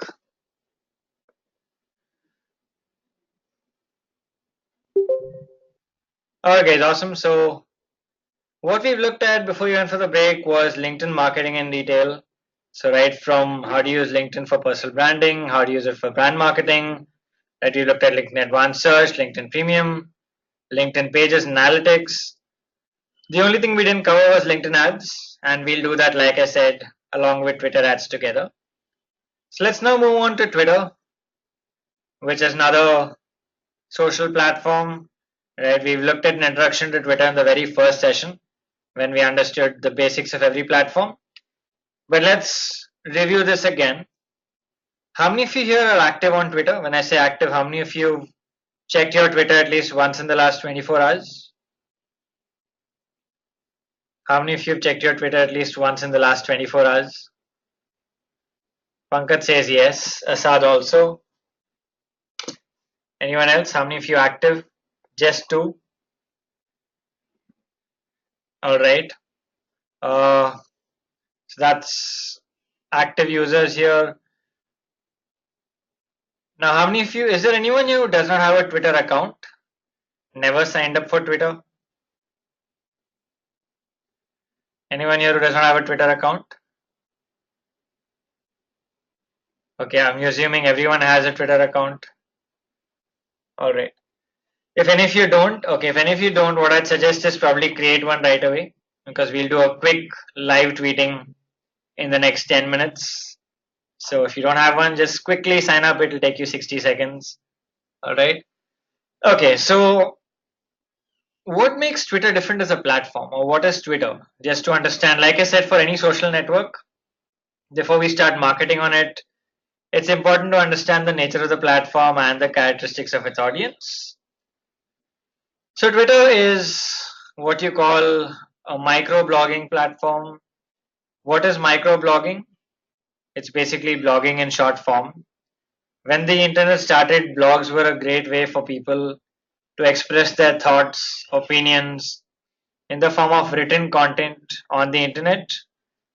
Twitter is basically expressing your thoughts, opinions in short form. So what's the character limit on Twitter? All of you quick. What's the character limit on Twitter? Everyone quick guys. Pretty simple question, straightforward. 180, no. What's the character limit on Twitter? 140, no.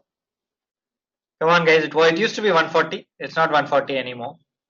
They changed it about a year ago. Yeah, it's 280 now. Yes. So Twitter is a microblogging platform because you only have 280 characters to express your thoughts, opinions, whatever you want to say. It's also a platform for real-time updates and news. So although all social media has kind of become real-time today, Twitter continues to be by far the most real-time. As soon as something happens, it gets on Twitter. So it's a great platform for news, which is what makes it a very great platform for the news industry. Right? So if any of you, how many of you watch news channels, Indian news channels? How many of you watch some Indian news channels? So most of you must be watching some news channel here and there. If you've seen a lot of these news channels use hashtags, they talk about tweets, they get people to tweet, right? So it's a great platform for the news industry particularly. So in news and media, Twitter is a very, very useful platform for specifically that industry. Okay. All right. It's also for opinions and opinionated people. This is an important characteristic for us to note, especially as marketers, is that people are open to sharing their opinions on Twitter. So Twitter audience is very open to sharing what they think, not just about their everyday life, but also about products they've used, brands they've interacted with, services they've used. So when they're open to sharing their opinions, it makes it a great platform for us as marketers to listen to what they're saying. Okay, and it's not just that they share these opinions. What's more important is that they share these opinions in public. Right? On Facebook, when you share something by default, who do you share it with?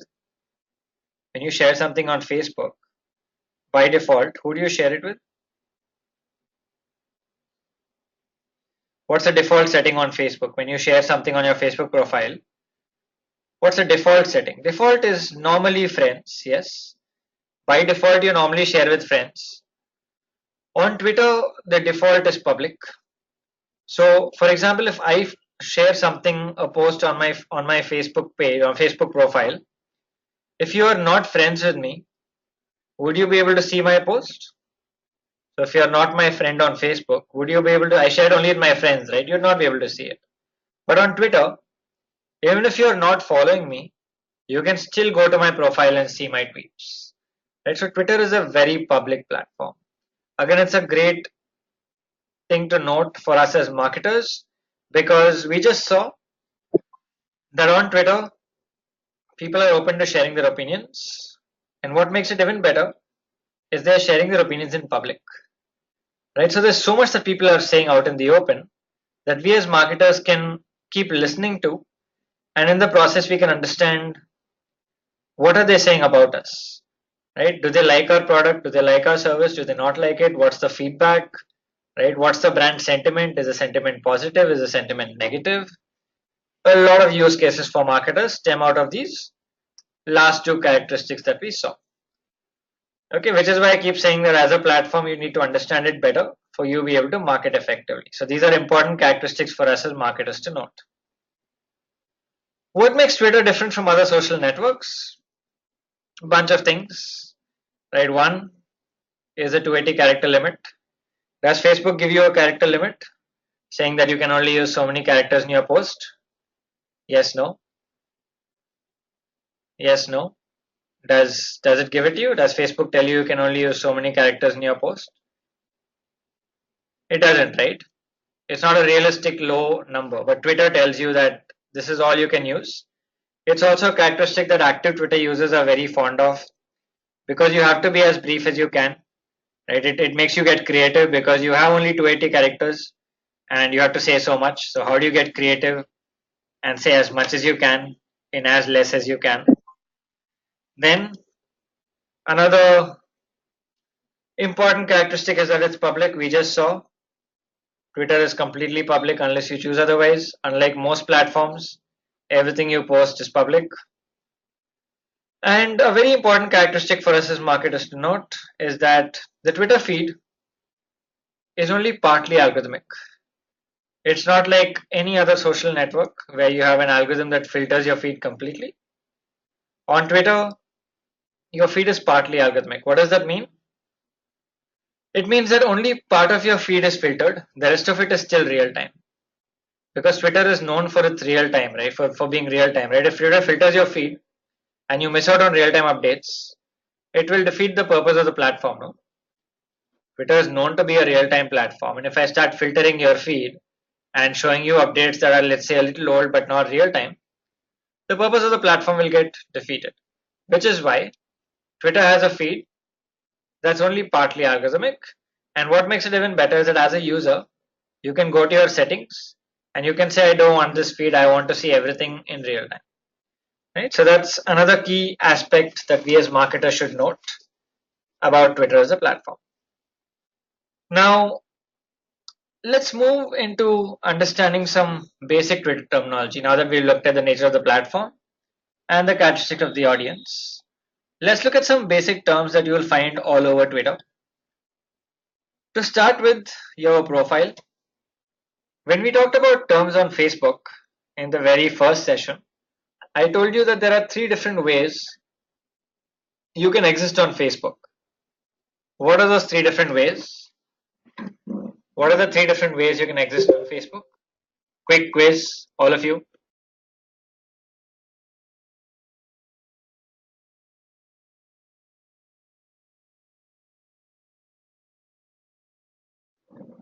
Come on guys, what are the three different ways you can exist on Facebook? No, not like, comment, share. What are the three different ways you can exist on Facebook? If you're a user, what would you create? If you're a business, what would you create? Profile page group, perfect Himani, that's awesome. Yes, Vishesh as well.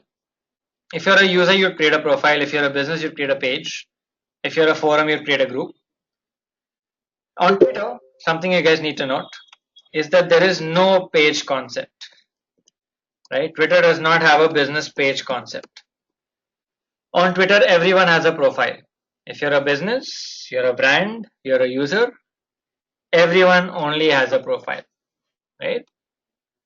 That's a key difference again for you guys to note with Twitter versus other platforms. Next is a tweet. I'm sure all of you know what a tweet is. A tweet is basically a 280 character post on Twitter.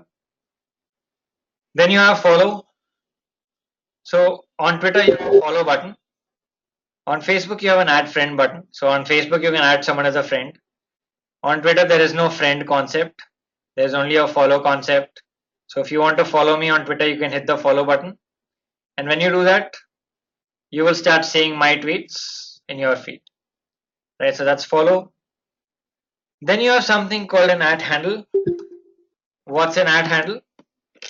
An @ handle is basically your username on Twitter.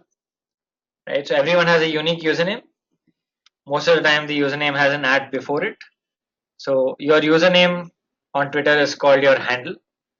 So Twitter handle is nothing but your Twitter username. Then you have mention. So what's a mention? A mention is basically, in short, tagging someone in a tweet.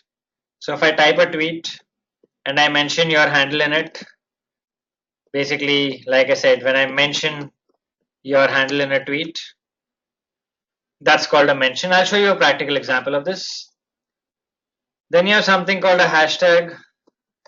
Is everyone here familiar with the concept of a hashtag? Sorry, I put it wrong. Hashtag. Is everyone familiar with the concept of a hashtag? Quick yes, no. Everyone, all of you, familiar? What is a hashtag? What is it used for? What does it mean? How does it work? Everyone, quick yes, no. It's okay if you don't. It's fine to say no. Don't worry. We're all here to learn. If you don't know, you can say no. It's all right. It's perfectly fine to say we're all here to learn. So if you don't know something, please do say you don't know. Nobody will judge you for not knowing something. Okay. Joby says yes, but not sure. How does it work? Okay, great. So some of you said no. I'll just clarify it. Himani says, is it true that people with huge followers get paid for their tweets? That's right. Yes, that's right. Yes. Okay. All right. So coming to hashtag, a hashtag is nothing but a word preceded by a pound or a hash symbol that binds together all tweets around a certain topic. So if you say hashtag social media marketing, it would have all tweets with the hashtag social media marketing in one place. And don't worry, I'm just going to take you through this practically. We'll do an exercise now. And when you guys do the exercise, you'll understand it even better. So hang on. Then you have something called a direct message or a DM. A direct message is the same as inboxing someone on Facebook. Right? If you send someone a message on Facebook, private message basically, it's called a direct message. So if you want to send me a direct message or a private message, you can DM me. If you tweet to me, it's public, but if you DM me, it's private. This is more like having a private conversation on Twitter, right? That's what a DM is. Then you have like, retweet, and reply. This is the same as like, comment, share on Facebook. So like on Twitter equals like on Facebook. Retweet on Twitter, right, equals share on Facebook. And reply on Twitter equals comment on Facebook. Right, so like on Facebook, you have like, share, comment to interact. On Twitter, you have like, retweet, and reply. Okay, so these are some fundamental Twitter marketing terms. Is everyone clear with these terms? If yes, then we will all move forward and do a quick live tweeting exercise so everyone understands Twitter a little better. Everyone's clear? Okay, now what I want you guys to do is to live tweet. But before that, for those of you who are not familiar with Twitter, let me take you to Twitter. So on Twitter, when you log in, you will see a screen like this. Right, so I see my feed here. So this is my feed, which, like I said, is partly algorithmic. In my case, I've removed it. So I'm following about 84 people. I can see all their tweets in my feed here, all what are they interacting with, what are they doing, all that can be seen here. On the top right corner, I have a tweet button. When I click on that, it says what's happening, and then I can type a tweet. So just going to remove this location. Hang on. Yeah. So I'm going to type. So let's say I'm just going to say welcome to Twitter marketing. Okay, so that's the tweet. I'm just typing a tweet here. I'm going to add a hashtag, right, which is just going to copy this hashtag from here, and I'm going to add this hashtag here. Okay, it doesn't seem to be copying for some reason. Hang on.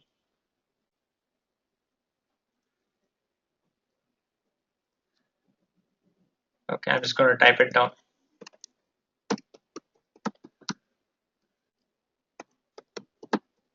Right, so I put a hashtag here, digital Vidyarthi, and then I can add an image, I can add a video, I can do all of that to the tweet here. Okay, I can do multiple tweets. As I keep typing, you can see the number of characters will reduce here. So if I keep typing here, you'll see that number of characters, right? And after you hit a certain point, you see this, it goes to red, which means that you are now increasing your 280 character limit. You are beyond the limit. Okay. Likewise, if I want to mention someone, so if I want to, let's say, tag someone in my tweet, so I can do that. This is what you call a mention. Whenever I add someone in my tweet here, it's called a mention. Okay, so now what I'm going to do is I'm going to just say tweet, right? So I'm going to say tweet. It says your tweet was sent. And when I now search for that hashtag, I will be able to see all tweets coming in with that hashtag. So hang on.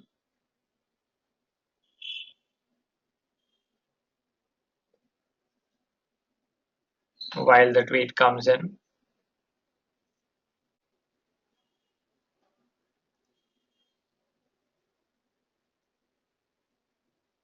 Yeah, you see this? My tweet has come here. Now what I want each one of you to do is to quickly over the next 2 minutes to tweet with this hashtag.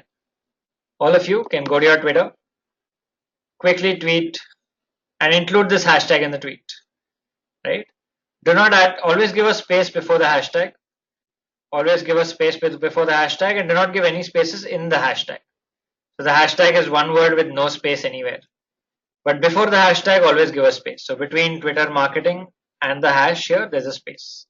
So once you guys are done, let me know quickly, all of you. Quick live tweet everyone on Twitter. Let me know once you guys are done if anyone's having an issue tweeting. This is your attendance for today's session. So this is where you give your attendance today on Twitter. You can go and give your attendance by tweeting with the hashtag Digital Vidyarthi. And let me know once you guys are done. I'm going to give you 1 minute to tweet. Once you're done, just put it in the chat box saying done. Alright, Joby is done. What about the rest of you?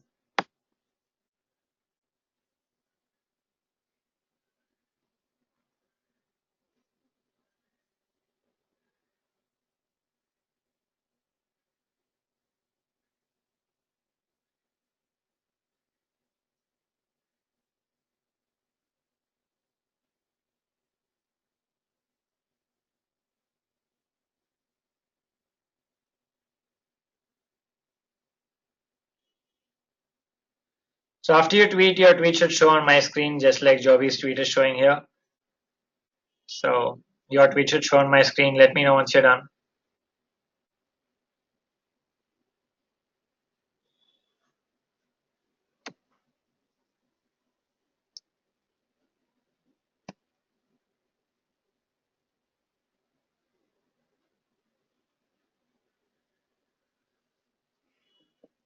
Okay, that's Vishesh is also here. So Vishesh and Joby is showing up.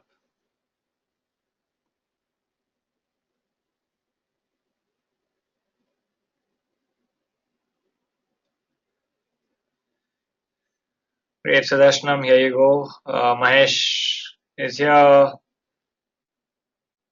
Sanchit is also here.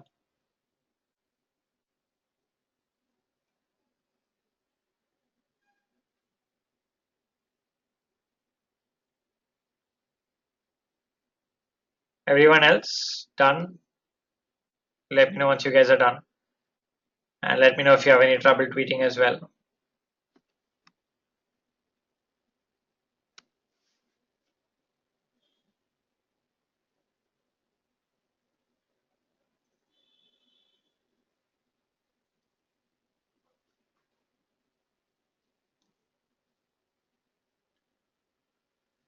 Okay, Asad is here.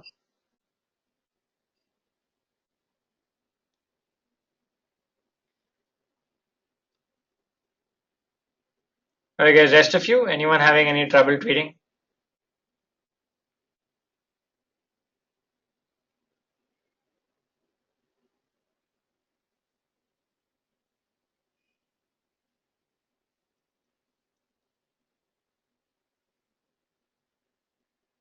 Sure, that's not a problem, Akhil.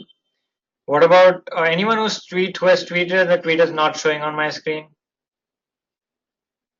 Anyone who's tweeted but the tweet is not showing on my screen? So Joby, Vishesh, Darshanam, Mahesh, Sanchit, Asad are showing up.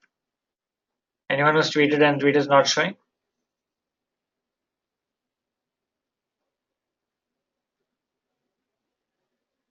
Oh, no, it's not. Pankaj, can you give me? Okay, Aritra is showing. Here you go.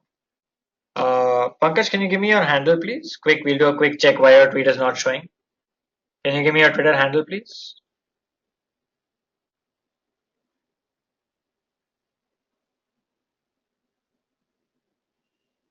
Can you give me your username, please?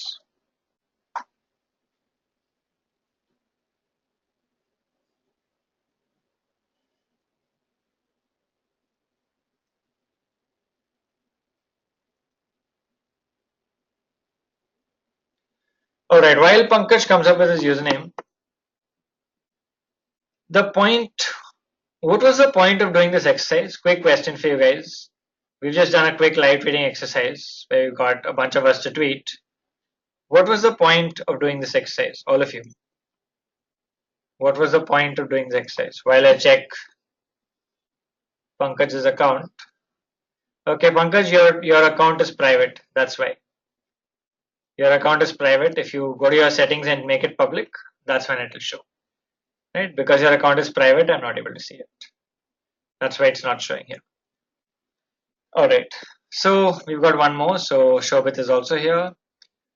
Great guys. So the point of this entire exercise, if you look at the screen here, with this hashtag, you will see a bunch of people, all of us from the session here. Are we following each other? So am I following Asad? Is Asad following me? Sanchit? We are not following each other, right? But we are still taking part in conversation in one place on Twitter without any external noise or disturbance. What is making it possible for this conversation to happen here between all of us without any external disturbance? It is the hashtag, right? So what the hashtag is doing here is it is binding all tweets around this topic into one place. So all the tweets that you can see here, all these guys who are tweeting are basically people who are attending Digital Vidya sessions online and taking part in conversation. So if you go through this entire list, you will find all the people in different batches who have been tweeting for the sessions. Right? So what the hashtag here is doing, like I said, is binding all these tweets around a certain topic in one place. Okay. Likewise, you can have a hashtag for anything. So let's say I say hashtag social media marketing. I will now see all tweets around social media marketing in one place. You can see this, all tweets around social media marketing in one place. So likewise, you can do this for any topic, right? You can do this for any topic. All right, so that's the fundamentals of Twitter. Introduction to the platform, right? So we've all gone through what Twitter is, what's different about it, what are the basic terms, and we've also live tweeted to get a feel of the platform and understand the fundamental of how hashtags really work and what function do they perform. So is everyone clear until this point? Is everyone clear until this point? How many tweets are required? Hang on, Vishesh. Hang on. I'll come to that. Hang on. I'll come to that topic in some time. Hang on. Okay. Any other? Everyone clear until this point? Yeah. Okay. Great. So now we'll move on to how do you use Twitter for marketing. So when you use Twitter for marketing, you can use it both for brand awareness, visibility, and engagement. You can also use it for lead generation. However, as a platform, it's more suited to brand awareness. Generally, for most industries, it's more suited to brand awareness. Though you can also use ways to get in touch with people, interact with them, nurture a lead, get in touch with people, and use ads for lead generation also. But when it comes to Twitter, a lot more focus, or as a platform, it is generally, and I'm saying generally, I mean in most cases, more suited to drive awareness and visibility and engagement. So how do different brands use Twitter for brand awareness? Different ways. In fact, one of the most common ways you'll see brands using Twitter is Twitter contests. You'll see so many brands running so many contests on Twitter, right? So brands come up with contests like these. So this is an example from Samsung Mobile where they have the contest that they're running for the launch of their Galaxy A8 Plus. So for the launch of that phone, they say, okay, let's run a contest. So these are things where they use ways to engage their audience. And you'll see so many people who actually engage. You'll see all these people actually engaging, taking part in their contests. So this is a great way for brands by creating innovative, interesting, and exciting contests to get in touch with their audience and engage them. Likewise, another example, this is from Swiggy. All of you are familiar with the brand Swiggy. So this is again a great way for brands to engage with their audiences on Twitter, right? And you can get creative. So there are different ways. This is of course images and quizzes, but you can get creative like this where it says, hold on, yeah, you see this? Where you have this brand which says you have to screenshot this person when he's right in that spot there. So it's also more fun for people. They take multiple attempts, they engage more till they get the screenshot right. Another example here, this is something they did for the launch of the movie, and they said you have to stop it on the release date of the movie or take a screenshot of the right amount at the right time. Sorry. So that's again a great way for brands to engage with audiences on Twitter. So the most common way they do this is to contests and campaigns. That you create a great contest, you can create something that's more fun and exciting like this, where people are more involved. You could even come up with campaigns where you talk about, let's say, a social cause, or you have a video that talks about something that people would actually retweet and share across. These are great ways that, or these are specific ways that brands use Twitter to drive awareness. Right? So if you look at how do you go about driving brand awareness and building a following, there's a bunch of things that brands do. Right? So the first thing, which is common across social media, in fact, if you guys all remember in the very first session, before we moved into Facebook marketing, we talked about how content is the foundation of social media marketing. Everyone remembers that's the fundamental. Never forget that. You can forget anything else. Do not forget that fundamental, right? Content is the foundation of your social media marketing efforts. Does everyone remember that from session 1? We had that image of a tree growing with content at the roots. Everyone remembers? No? Yes? All of you? Like I said, don't forget that fundamental. That's the base of it all. Ritu says, no, not for Twitter. No, not really. It's not been blocked in Facebook. You can still run it. It's not blocked. But on Twitter, it's definitely not. Right? Facebook also, you can still run contests as a brand. Okay, so always tweet content that would add value to your audience. That is the best way to build awareness. Right? You could tweet content that they would want to see, anything that is fun, entertaining, anything that would be something they would want to share. You then tweet consistently. Since Twitter is not an algorithmic platform as much, it's important to be very consistent so you're constantly in touch with your audience. You can run contests, run giveaways, another great way to build awareness in the following. We just saw a couple of examples of contests that different brands have run. You can leverage something called trending topics. I will just come to this in the next section. Hang on for this on what you call leveraging trending topics. Hang on. You will include relevant hashtags. Hashtags help you reach a lot of relevant people. Let me give you an example of how using relevant hashtags can help you build a following on the platform. So when I search for hashtag social media marketing, I see so much content, right? Now, let's look at the first content here from this guy. He's just tweeted with the hashtag social media marketing. Now this guy, am I following him? Am I following him? Yes, no. I'm not following him, right? But his tweet is still showing to me. Even though I'm not following him, I am still getting his tweet. His tweet has still reached me. What made that possible? Even though I'm not following him, he has still reached me with a tweet. What made that possible? The hashtag, obviously, right? So hashtags help you enhance your reach. Hashtags help you enhance your reach. Using the right hashtag that people are searching for help you get a lot more reach for your tweets, which is why hashtags are very important. Right? On Twitter particularly, hashtags are extremely important. Okay, so let's come back here. Okay, so we talked about relevant hashtags.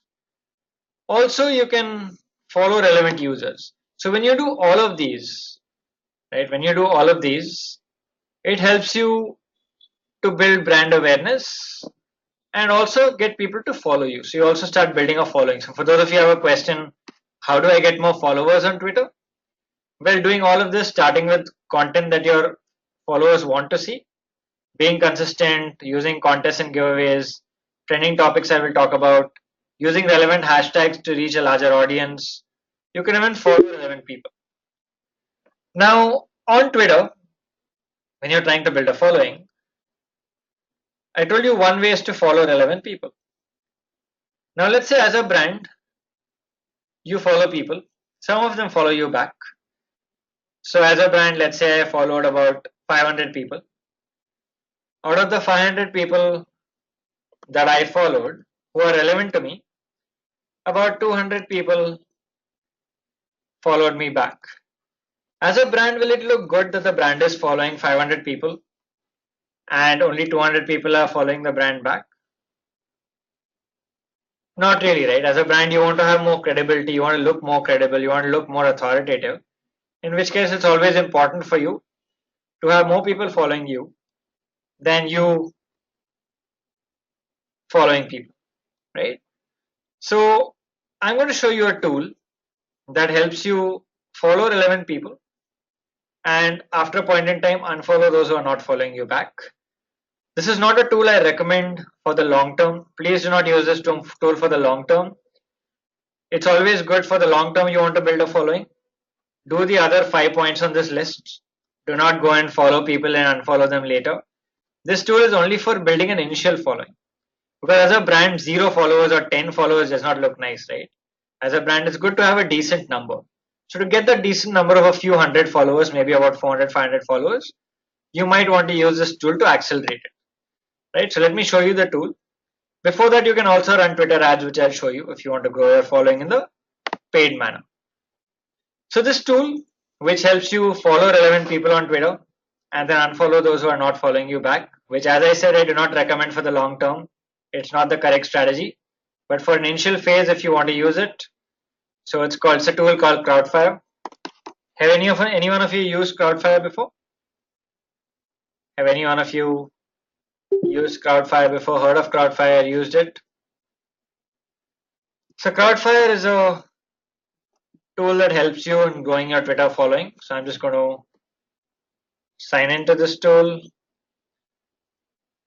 So I'm going to sign in with Twitter. That's the tool URL, by the way. So once I sign in with Twitter, it will take me to the tool homepage, where I can now follow people who are relevant to me, right? So for example, I can click on this keyword search here in the left bar. Let's say I want to follow people who are tweeting about social media marketing. So I can find relevant people in the audience. I can then, let's say this person is relevant, and I can follow that person. Right, I can just click on this plus button, I will follow. Maybe this person, I can click on the plus button, I will follow. Maybe this person is relevant, it says accelerating growth of individuals and businesses through digital marketing, I can follow.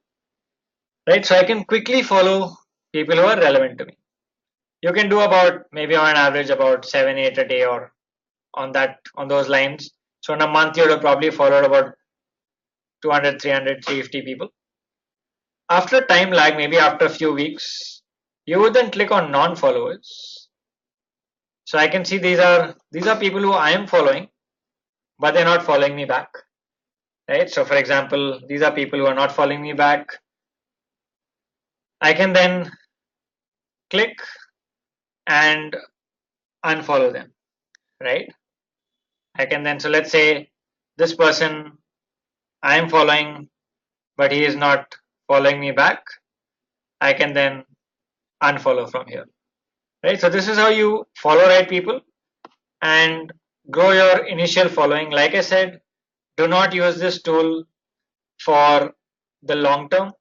In the long term, it's definitely not the best practice to follow. You don't want to build a following that's following you only because you are following them. You'd rather build a following that follows you because they love your brand, love your content, and want to engage with you. Right? So focus on the first 5. Do not use this tool so much, but for an initial growth of followers, if you want, you can use this. Okay, Jyotsna says, do we have a similar tool for Instagram as well? You do, but I wouldn't recommend it because Instagram is very strict about this. Instagram hates tools that have this follow unfollow. Instagram does not want to be like Twitter. Instagram doesn't want to get people to follow just for the heck of getting people to follow you back. There are some tools, but Instagram is cracking down on them big time, right? So I wouldn't suggest using any of them because I'd rather suggest you do it as in find right people to follow and later on use Instagram itself. Do not use these tools, keep coming and going because Instagram keeps cracking down on them, right? In the next week when we talk about Instagram, I'll give you some examples of how that works there. Okay. All right. So that's how to use Twitter to drive brand awareness, grow a following. We talked about creating great content that your users want to see, using the right hashtags, running contests, running giveaways, running interesting campaigns, right? And then following relevant users for a bit till you grow that initial following. Joby says, are there any tools for managing the feeds in multiple social channels? Yes, yes, of course there are. There are tools like Hootsuite, there are tools like Buffer. We'll be covering all these tools in week 5. So week after next week we'll cover Instagram and Snapchat. The week after that we'll cover Pinterest, social media tools, and strategy. Right? So week 5 we'll talk about Hootsuite and Buffer. We will, don't worry, we will cover that. Okay. Alright, so that's how to use Twitter for brand awareness as a brand. When it comes to Twitter for brand awareness, Twitter trends are a very important topic. Right? So what are trends on Twitter? When you log into Twitter, you see these what you call trends, right? So if I go to Twitter now, I will see trends here. You see this India trends? What are trends? When you say trends, what do you mean? When you say trends, what do you mean? What is a trend on Twitter?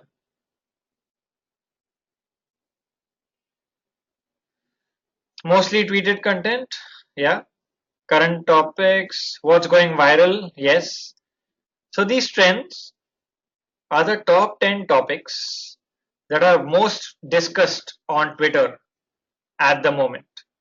These are the top 10 most discussed topics at the moment, right? So you can see trends for any location. So right now it says India trends. But if I want to change, I can click on change there, and I can see maybe what's trending in Mumbai. So I can click Mumbai, and now I would see what's trending in Mumbai. It says Mumbai trends. Likewise, if I want to see what's trending in the United States, I can now see US trends. Right? Likewise, if I want to see what's coming back to India, and then I would say India trends. Now, these are what trends are. What is the benefit if a brand hashtag trends here? What is the benefit? For example, the secret superstar on ZTV is a brand hashtag, right? They're talking about secret superstar being shown on ZTV today at 12 p.m. So it's probably going on as this session is going on. So what is this? What is the benefit of a brand hashtag trending here? What is the benefit of a brand hashtag trending here? All of you. If a brand hashtag shows up in these trends, what is the benefit? Awareness, yes. What else? It gives you exponential reach. You reach a lot more people when you trend than when you don't. For example, when you trend, almost every active user on Twitter will come and check, okay, what's trending. So automatically your reach goes up exponentially. You start reaching millions of users just because you trended. Right? So not trending versus trending, the difference is massive. You can reach a lot more people. Right? For example, if I come here and see the trends, and if I see secret superstar is trending, I clicked on it. I'm curious, right? I'm like, I want to see, okay, what is this? I click and then I'm like, oh, they're showing this on TV today. Right? I didn't even know unless I didn't know they were showing this on TV. I'm like, okay, if I want to watch the movie, I'll be like, okay, after the session, I'll go watch the rest of it once we are done. So it builds awareness, builds visibility much more than what you would get otherwise. Okay, so what you see here, these 10, are these paid for? I was coming to that. Ritu, good question. I was just coming to that. Are these 10 paid for? The 10 trends that you see. Can you pay Twitter to trend here in these 10? So these 10 trends are organic. But you can pay to show on top. Yes, only the top one. So you see this top one here, Ritu? It says promoted by SPN Sports. You see this? It says promoted by SPN Sports. This is a paid one. So you can pay to show on top. So it's called this pay where you can pay to show is called a promoted trend. And I will come back to this in a short while. I'll explain what a promoted trend is when we go to Twitter ads. But for now, we know what trends are. We also know that trending here can give brands exponential reach and awareness. Another thing I want you to note, out of these 10 trends that you see here, are all the trends hashtags? Out of the 10 trends that you see here, are all the trends hashtags? No, right? So always remember, it's not only hashtags that trend, even topics can trend, which is why you call these trending topics and not trending hashtags. So this Jawaharlal Nehru, Andhra Pradesh, Delhi Minute Expressway, right? All these are topics that are trending and not hashtags that are trending. Which brings us to the, Ritu, I'll come to the cost for the paid trend. Hang on. I will come to the cost for the paid trend. Hang on. So coming back here to Twitter trends, what are the factors that influence trending? How does a brand get to trend? Right. So Vishesh, the question you asked earlier is the same thing we are discussing now. How does a brand get to trend? All of you, what do you think are the factors that influence trending?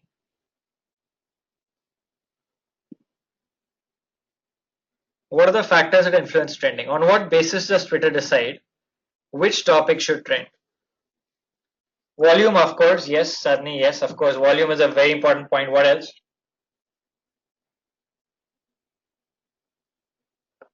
A certain percentage of retweets, yes, of course. Yes, people engaging, that's right. What else?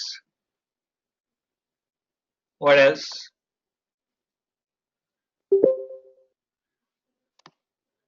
What else? Anything else? Okay, so let's summarize this. So Twitter has an algorithm that defines which topic should trend basis multiple factors. Like with every algorithm, there are lots of factors that go in. We will never know all the factors, but some of the key factors are, like you said, volume of tweets. How many tweets are coming in? Now, is there a cutoff for this? There is no specific number, right? Vishesh, you asked a question, what is the volume? Well, nobody knows what the volume is. You need to be in the top 10, that's it. Right? You need to be amongst the top most tweeted tweets. There is no fixed number. Okay, there is no fixed number to it. You just need to be in the top 10. Okay, so that's the volume. Second is the frequency. And how frequently are people tweeting? Are people tweeting every second, every 5 seconds, every 10 seconds? The higher the frequency of tweets, the higher the chance of it trending. Likewise, the engagement on the topic. The more engagement, the more retweets, the more replies happening, the higher the chance of trending happening. Next is the number of unique users tweeting. So it's not just about the volume, it's about how many unique people are tweeting. It's not that 5 people are tweeting every second. So that's like together between those 5 people, everyone is doing 60 tweets a minute. There will be 300 tweets every minute coming from those 5 people. It's not that. It's also about how many people are actually tweeting. Okay, and how many influencers on Twitter are tweeting? What is an influencer? An influencer is someone with a large following. So when people with large followings on Twitter tweet, the chance of the trend happening is much, much higher. Right? So these are factors that influence trending. As a brand, if you want to trend today, there are only 2 ways you can do it. One, you have a topic that goes viral. Right? You have a topic that goes viral where everyone is talking about it. You have a campaign that everyone is sharing. Or you partner with a lot of Twitter influencers who have large followings and ask them to tweet about your campaign, and that way you can try and get a trend. Right? These are the 2 key things that a brand can do to try and trend. Akhil says, do the topics change frequently? It changes in real time. It's not even hourly, right? After 10 minutes you come and check, it'll be different. Even now, when I refresh now, you would have seen some changes. Like this AICC was not there before, right? It came now. It came now. Right? So these organic topics will change in real time. They can change every few minutes also, depending on what's being talked about, what's not. Paid ads I'll come to. Akhil, paid ads, hang on. So if you're talking about this one on top, are you asking for this one on top? Are you asking for this one? If you're asking for this one, hang on, I'll come to it. Okay, hang on, I'll come to it. Okay. All right. So what we've looked at is how do you use Twitter for brand awareness, visibility, how do you build a following? In fact, one of your tasks for today, your task for today is to use Twitter and grow your following, right? So that's using Twitter for brand awareness, different things that you can do. We'll now move on to analytics on Twitter. What kind of data does Twitter give you to understand how your Twitter marketing is performing? So how do you access Twitter analytics? Go to Twitter, click here and click on analytics. It will take you to your Twitter analytics. Like I told you, on Twitter, there is no business page concept. There is only a profile. So whether you're a brand or a user, you will have a profile. So in fact, the analytics that you see for my profile here is the same analytics that you will see for a brand profile also. There is no difference virtually. You will see exactly the same data that you see here for a brand profile as well. Right? So when you come here to Twitter analytics, right, you will see a 28-day summary of, oh sorry, can't see the data. Is it visible? Okay, hang on. Let me just come back from the beginning. Hang on. So when you log into Twitter, I'm just starting fresh. Hang on. I think there's some issue with some of you seeing the data. Hang on. Okay, I'm just going to start fresh. So when you come to Twitter, starting from beginning again, click here, click analytics. It will then take you to Twitter analytics. And like I said, this analytics will be same for a brand or a user. So the analytics that you see on my profile here will be roughly the same analytics that you would see for a brand too, or a business profile as well. So you can see, for example, how many tweets have I done in the last 28-day period? Is it up or down compared to the previous period? How many? So I got 5,500 impressions for my tweets. Again, was it up or was it down? I can also see how many profile visits I got, and has it increased or has it decreased? How many people mention me in their tweets? How many followers have I got? Has it gone up or down? Then I can scroll below and I can see in the month of May, how many tweets did I read? How many impressions did I get? How many people visited my profile, right? How many people followed? And how many mentions have I got? I can also see what was my top tweet. So I can see my top tweet, something I tweeted got 483 impressions. I can see what was my top mention. So this mention, so here Digital Vidya has mentioned me. So I had a workshop for television audience measurement last week, and they have mentioned, so mention is exactly this, they have mentioned my handle in the tweet. So this tweet got 12 engagements, so I can see that as well. And then I can see what was my top tweet that included an image. So this is just an overview of how my Twitter marketing is performing. I can click on view all tweet activity here. And here I can see in any specific period of time. So for example, if I want to see in the month of May, I can choose any date range, by the way. So I can say for the last 3 months, 6 months, specific month. So in the month of May, how is my Twitter marketing performed? So how many impressions am I getting on a daily basis? I can see all my tweets, just like we saw on Facebook Insights and LinkedIn Analytics. I can see all my tweets and I can see how many impressions I got. For example, for the tweet I did today, so today I did a tweet, right, which says welcome to Twitter marketing. That got me 54 impressions and 2 engagements. Likewise, I can now see which are my top tweets. So I can see which tweets of mine got the most impressions. So this tweet has nearly 500 impressions.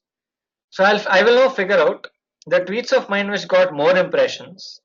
Why did they get so many impressions? Was it because of the hashtag I used? Was it because I mentioned a certain user? Right? Why did it get, or was it because somebody retweeted it? All this will help me understand which content of mine is performing better. Analytics are extremely important because they help you understand which content of yours is actually resonating with the audience. And then I will do more of that content. I will see what's not working and I will do less of that. Likewise, I can see my engagement rate. Is it going up? Is it going down? Let's say last month I had 0.7%. This month I have 0.9%. That means my marketing is getting better. How many people are clicking on links in my tweets? How many people are retweeting my tweets? How many people are liking my tweets? So I can look at that data as well. So let's say I want to see for the month of March to May for 3 months. Now I can look at again over a 3-month period, what were my likes, what were my retweets, what were my replies. Right? All this is very useful. In fact, I can even take screenshots and put this in my reports. If I have to report for a client account, I can report the engagement rate, the clicks, the retweets, the likes, the replies. Right? All this can be shown in your reports to show, let's say, a client how your Twitter marketing is performing. For example, this tweet here, which I did on March 29th, got me 1,200 impressions. So I analyzed this tweet and said, okay, what made it work? Was it the content that was very interesting? Right? Was it the hashtag that was used, right? So that will help you figure it out. Akhil says issue with network and audio. Is it only Akhil? Anyone else? What about the rest of you? Anyone having specific issues? Yes, no? Everyone else? Anyone having issues? Okay, everyone else seems fine. So Akhil, that must be your network then, I'm assuming. Okay. All right, so that's Twitter Analytics. Again, gives you a lot of data on how your Twitter marketing is performing, right? And you can draw insights from this. You can use it for reporting, learn from what's worked, learn from what's not worked also. Like I said, it's not as comprehensive as Facebook. Facebook has the most comprehensive, but all other platforms give you some data which you can work with, right? Promote is if I want to use ads. So Vishesh is asking, what is this promote button here? Let's say I want to use ads to pay and get more reach for my tweet. If I want to do paid promotion, then I will click on promote, right? So I'll talk about ads shortly. I'll come to ads in the next 10-15 minutes or so, and I will tell you how do you use Twitter ads, right? Okay. All right. So we've looked at Twitter analytics. So any questions specifically until now on analytics or Twitter profiles, or how do you use it for brand awareness, on the tool that is we talked about, which is Crowdfire? Any questions so far? Is everyone clear? If yes, can we look at some tools that will help make our Twitter marketing better? Vishesh, hang on. We're not talking about paid promotion yet. When I come to ads, I'll talk about costing and I will talk about promoted trends as well. Right? So hang on for the next 10-15 minutes, please. All right. Any specific questions, guys, so far? If not, can we move on to look at some tools that we can use to make our Twitter marketing better? All right. So when it comes to Twitter marketing, there are some tools that help you do better. One of these tools is a tool called Tweeted, which helps you find what is the best time to tweet. Right. So if you want to know what is the best time to tweet, let me just show you this. So you can go to Tweeted, right? You can just go to this tool called Tweeted. You can sign up with your Twitter account. It will then analyze all your followers and it will tell you what is the best time for you to tweet to get the maximum engagement. Because Twitter is not completely an algorithmic feed, the timing is quite important because you need to tweet at the right time to reach the audience. Right? So when I click on my analysis, it will now show me what time should I tweet to get the most exposure. So it says I should tweet on weekends between 9 p.m. and midnight, Sundays at these times, Mondays at these times. Likewise, what time are my followers online the most? It's a free tool. Yes, Ritu, it's a free tool. This is a free tool. You can use it for free. If you want more premium analysis, you can pay. But this basic analysis is free. Okay. So that's Tweeted, which helps you find the best time to tweet. Next is finding the best hashtags to use, right? Finding the best hashtags to use. So it's important to know which hashtags to use, right? How do you know which is the best hashtag? How do you know which hashtags will work? How do you know which hashtags will get you the best results? So this is a great tool to use for hashtag research. In fact, this helps you not just with Twitter, but with Instagram also, right? So this helps you with Instagram and Twitter both.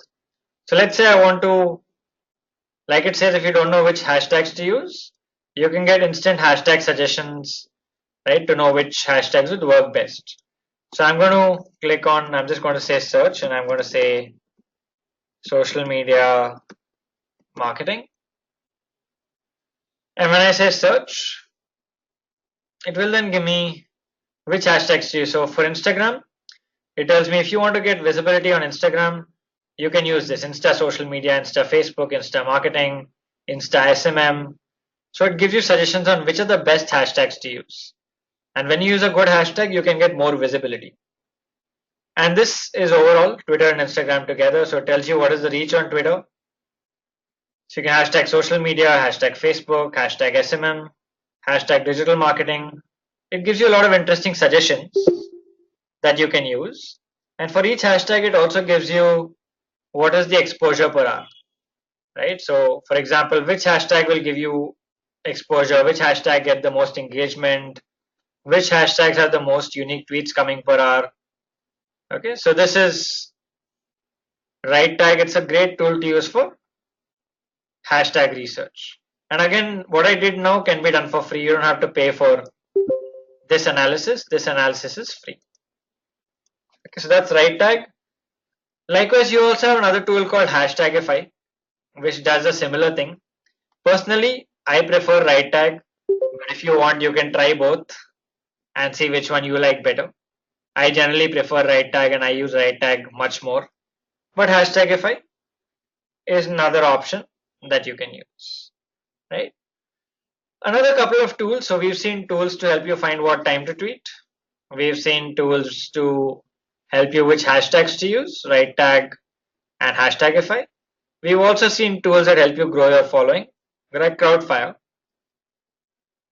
There are a couple of tools that help you with analytics as well. So tools like TweetReach and Tweet Archivist will give you hashtag analytics. Now, Twitter Analytics does not give you the reach of your hashtag. We just saw Twitter Analytics, right? Does Twitter Analytics tell you how your hashtag performed? It does not. It does not give you any data on how your campaign hashtag is performing. If you want to understand how your hashtag is performing, you would need tools like TweetReach and Tweet Archivist. So let's see how it works. So let's go to TweetReach. On TweetReach, I'm now going to select, let's just select this secret superstars on ZTV. So I'm going to take this hashtag. I'm going to paste it on TweetReach and I'm going to say run. This will now, let's assume that I am the campaign manager running this campaign for ZTV and I have to make a report to tell ZTV, the client, how did this campaign perform? How much reach did we get? How many engagements did we get for this hashtag? I will use a tool like this that will help me do it. Hang on while I authorize the app and give it permission. Just give me 1 minute. I'm just going to authorize the app.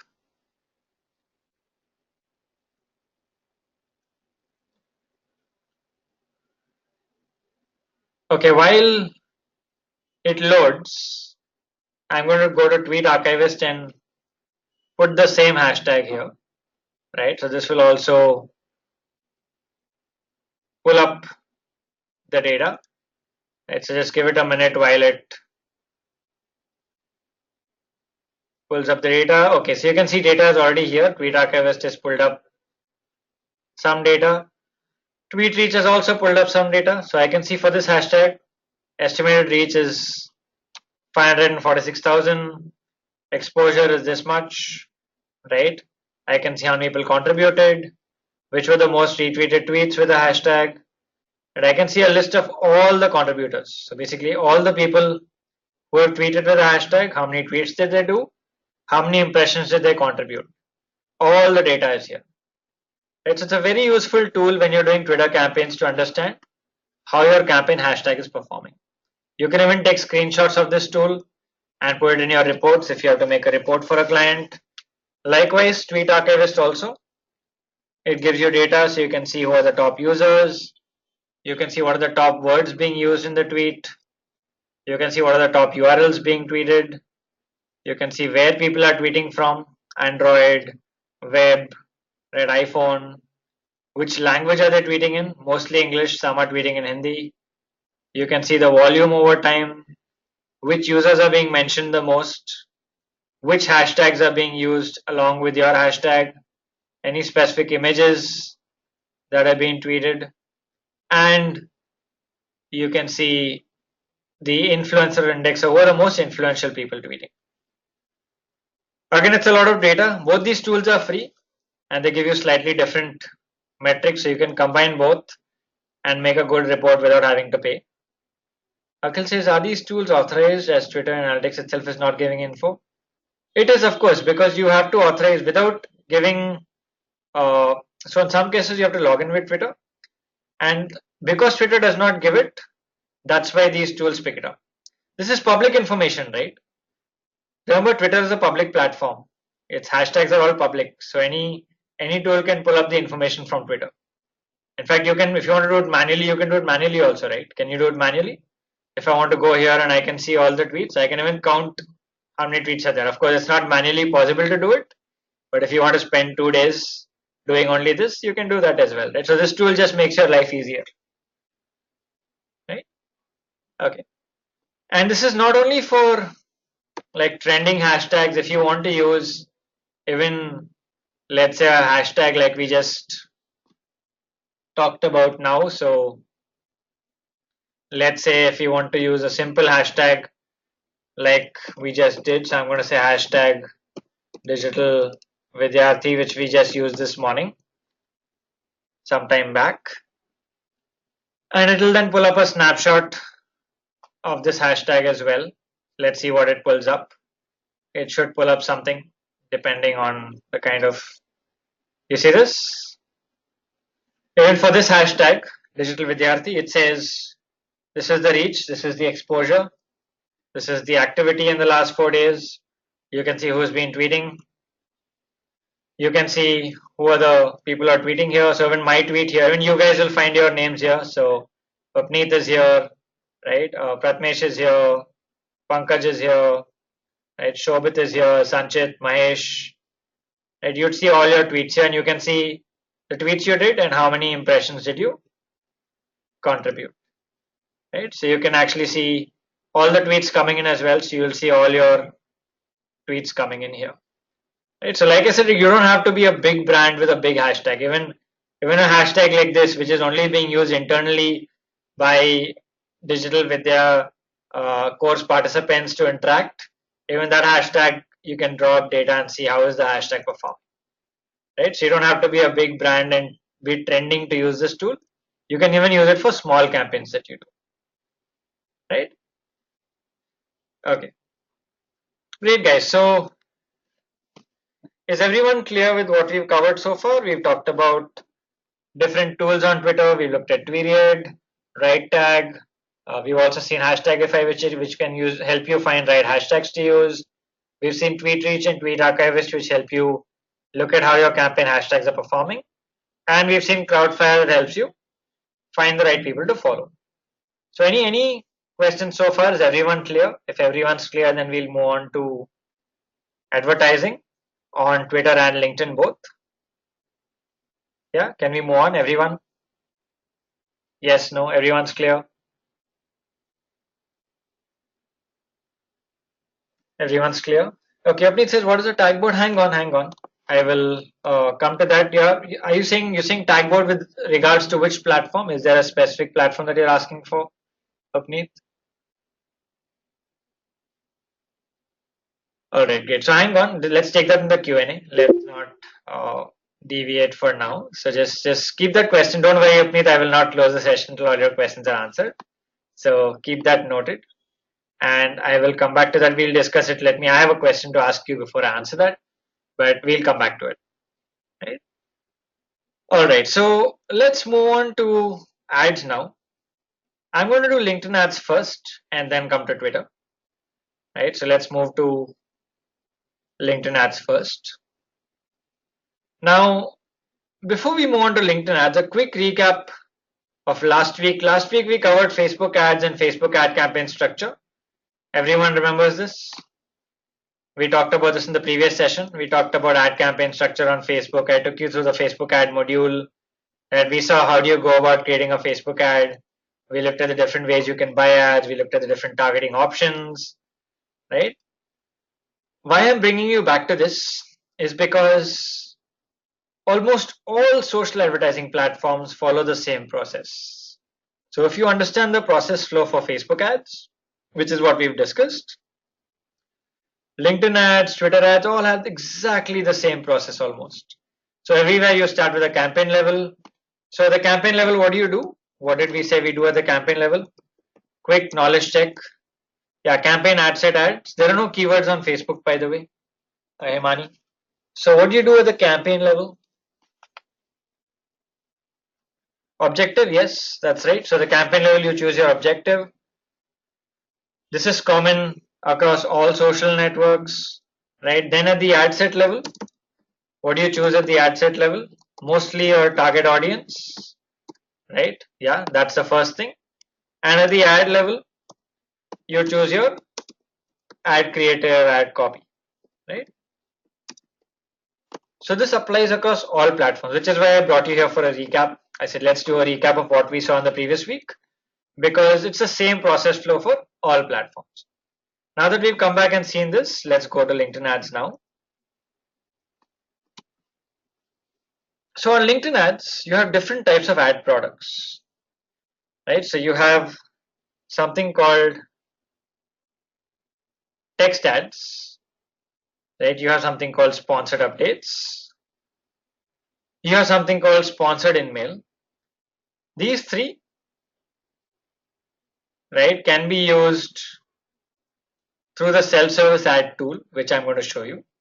The last two, which is premium display advertising and dynamic ads, can only be accessed through the LinkedIn marketing solution. So if you want to do the first three, you can do it through the ad tool. If you want to do the last two, you can only do it by reaching out to a LinkedIn marketing partner, and you have to commit a minimum budget to LinkedIn, which is generally on an average about 2.5 lakhs for a quarter. If you commit to LinkedIn saying we'll spend 2.5 lakhs on LinkedIn roughly for a quarter in 3 months, then they will give you access to premium display and dynamic ads. Now that we've looked at this, let's understand what are these. Right? What is a text ad? What is sponsored updates? What is sponsored in-mail? What's a premium display ad? Right, so let's look at this. I'm going to show you all of this on the live platform. So I'm going to take you through a demo of ads, starting with what these ads really are. So let's go to LinkedIn.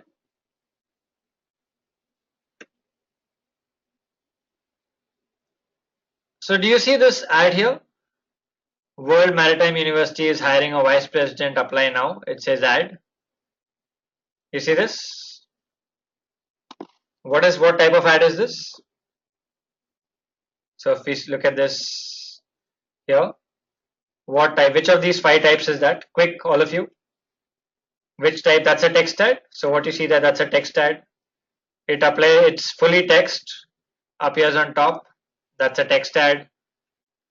What's a sponsored update?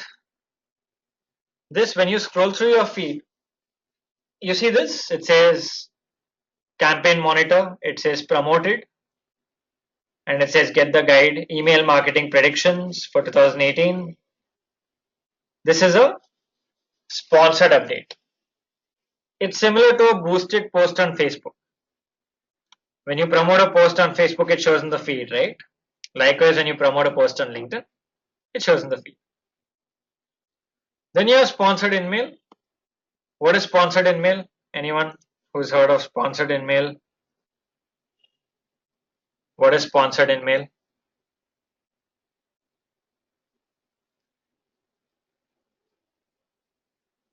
Ad showed in in-mail. So when you go to sponsored in-mail, right?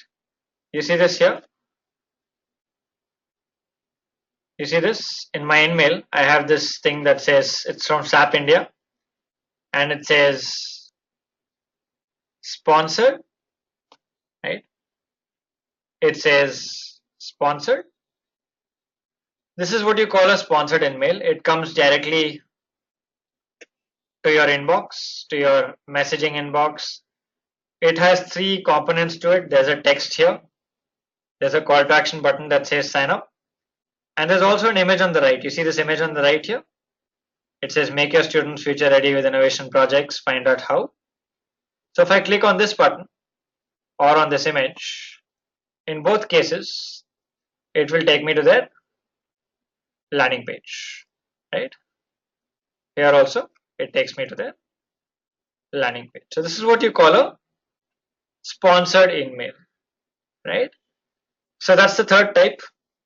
There's something you should know about sponsored email, by the way, of what makes sponsored email so powerful. By the way, how many of you received a sponsored email? Can I say quick yes? How many of you received sponsored emails? Some of you have. Something that I want you to note, two things that make sponsored email very powerful. The first thing, if you all go and check the last 2 times you received a sponsored email, in fact, maybe go and do it after the session. Go check when was the last time you received a sponsored email and when did you receive one before that.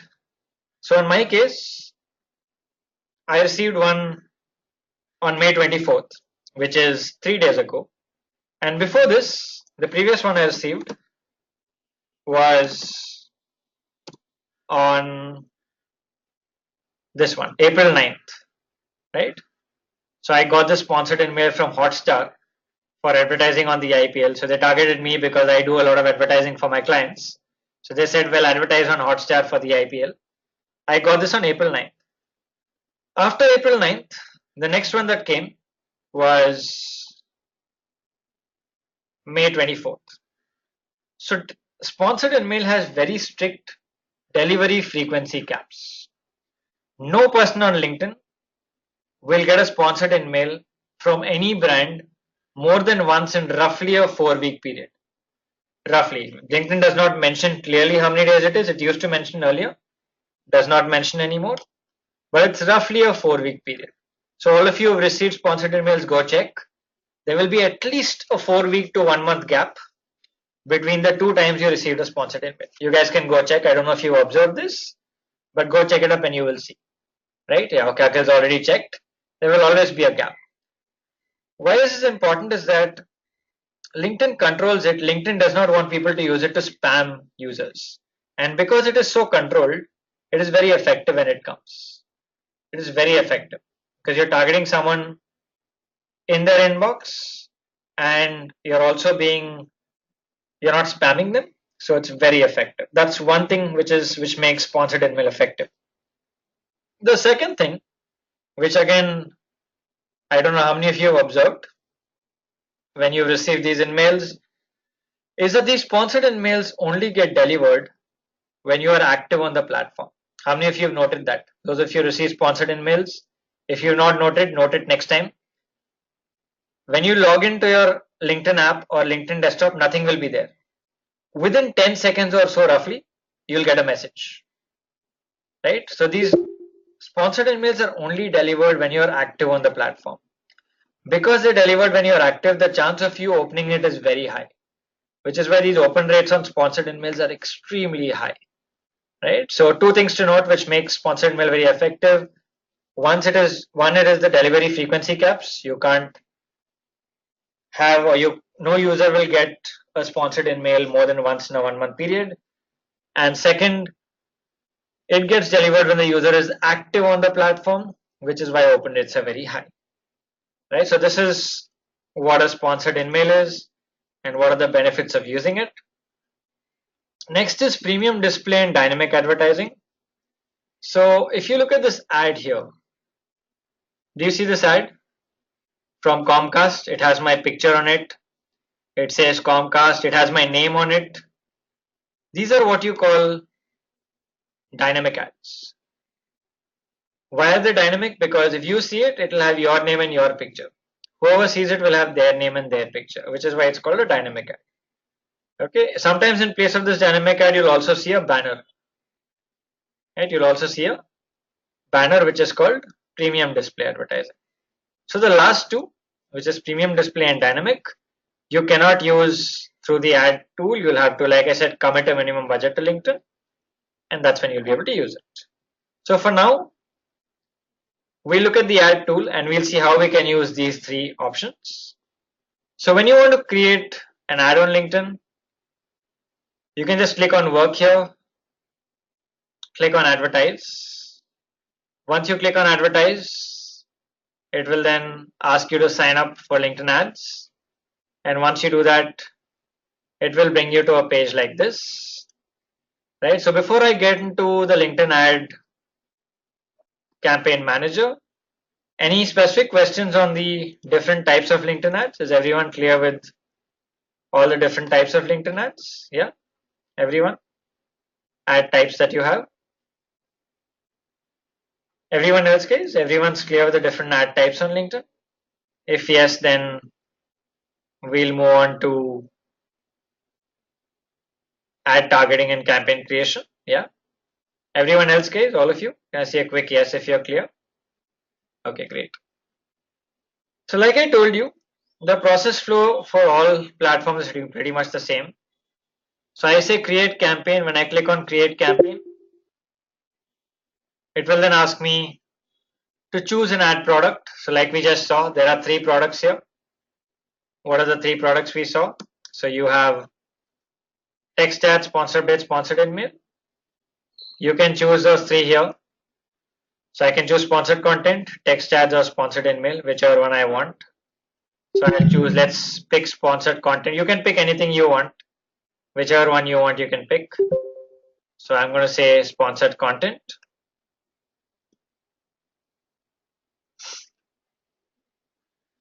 I'm going to name my campaign. I'm just going to call it test.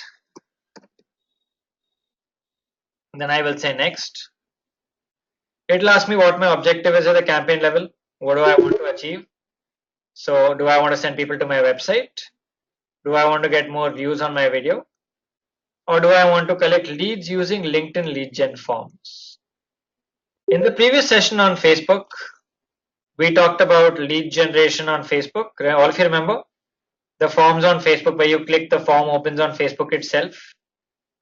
I showed you that ad type on Facebook where you click on the ad, the form opens on Facebook itself with pre-filled information, and then you can submit it. Yeah, does everyone remember that? I showed you the Facebook ad format where you can click and you would see a form that opens up on Facebook. Yeah. So likewise, you can do the same thing on LinkedIn also. So on LinkedIn also, you have lead forms where once you click on the ad, it'll open up a pre-filled form where you can submit and information gets sent to the advertiser, right? So you click on the ad, a form opens on LinkedIn itself, pre-filled information, click on the button, it gets submitted, right? So you can pick any of these. So if I say send people to the website, I can select that and say next. I can choose to promote an article or a video. I can choose which article I want to promote. So let's say this one. And then I will say sponsor selected. This brings me to the LinkedIn target audience page. This is very, very important. And this is again where the power of LinkedIn ad targeting really lies. In the previous session, you saw the power of Facebook ads. You saw how powerful Facebook ads can get. We saw how much data Facebook has about people and how you can target very, very niche with Facebook. All of you remember the targeting we saw in the previous session. When it comes to LinkedIn, LinkedIn is extremely powerful from the professional perspective. LinkedIn has much more professional data than Facebook does. You guys agree? LinkedIn has much more professional data about you than Facebook does, obviously, right? When you switch a job, you're probably updated first on LinkedIn rather than Facebook. Because LinkedIn has so much professional data, it helps users use this data to reach out to specific target audiences. So you can set your target here. Let's say I want to target people in Mumbai. So I can see there are about 3.9 million LinkedIn members in Mumbai. Then I can select all of these options. I can target people based on which company they're working in, industry, company size, how big is the company, specific job title, specific job functions, Seniority, how senior are they? Which schools or colleges do they go to? What did they study? What degrees do they have? What skills do they possess? Which groups are they members of? What is their age and gender? How much experience do they have? Follow specific companies, connections of people who work at specific companies, all of these. Extremely powerful, not just for B2B companies, but B2C companies as well, right? So there's a lot that you can do here. Once you do this, you can then say, once you select your audience, you can say next. It'll ask you to set how much money you want to spend, what is your budget, which will depend on how much marketing budget you have. You can spend a minimum of 500 rupees per day and you can promote your post or your content in this case. Right, so LinkedIn ads, that's the process flow. You choose your ad product, choose your ad type, choose your objective, set your targeting, give your budget, and you're good to go. Like I said, most platforms work very similarly. Right, so there's one more thing about LinkedIn ads that you guys should be aware of, which is something called LinkedIn matched audiences. Right, so do all of you remember we talked about custom audiences on Facebook in the previous session? Yes, everyone remembers what's a custom audience? What is a custom audience? Those of you remember, what does it mean? What's a custom audience? Quick check, knowledge check. What's a custom audience?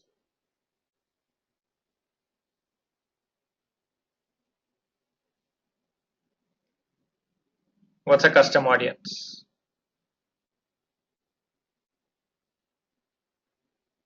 When you say custom audience, what do you mean? Anyone remembers clearly? So basically, a custom audience is an audience that's interacted with you in the past. So we talked about uploading your email database to Facebook. Remember, Facebook will match your emails with login emails of Facebook users and find them for you. Likewise, you can do the same thing on LinkedIn. On LinkedIn, you can upload your email IDs to LinkedIn. LinkedIn will match them, find them on LinkedIn for you, right? So you can upload a list. You can upload lists of people. You can upload list of companies, and then LinkedIn will find the audience on LinkedIn for you, and you can target them there. Likewise, you can do the same thing on your website. So just like you can use Facebook for retargeting or remarketing, where you can build an audience of people who visited your website on Facebook, right? So you visited your website, you can target them on Facebook. Likewise, people who visited your website, you can target them on LinkedIn also. So it's just that the name is different. Facebook calls it custom audiences, Twitter calls it, LinkedIn calls it matched audiences. The fundamental principle is the same. In fact, we covered this in last week's session just to show you the slides from last week. So we talked about this, right? Custom audiences on Facebook, which we covered in the previous week.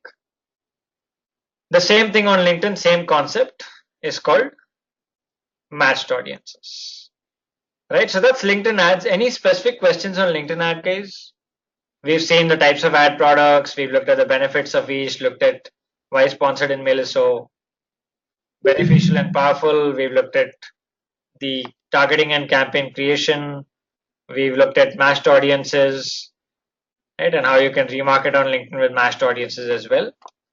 Any specific questions on LinkedIn ads before we move on to our last topic for the day, which is Twitter ads? Any specific questions, guys? If not, can we move on to Twitter ads? All of you, quick check. If everyone's clear, can we move on? All of you guys, can I see a quick yes if everyone's clear?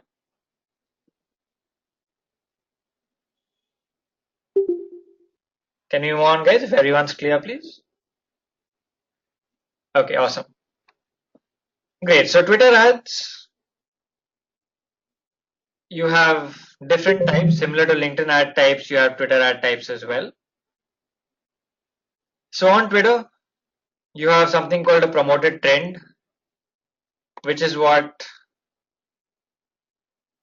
Okay, Ritu has a question. How do you link with website audience? Okay, good question, Ritu.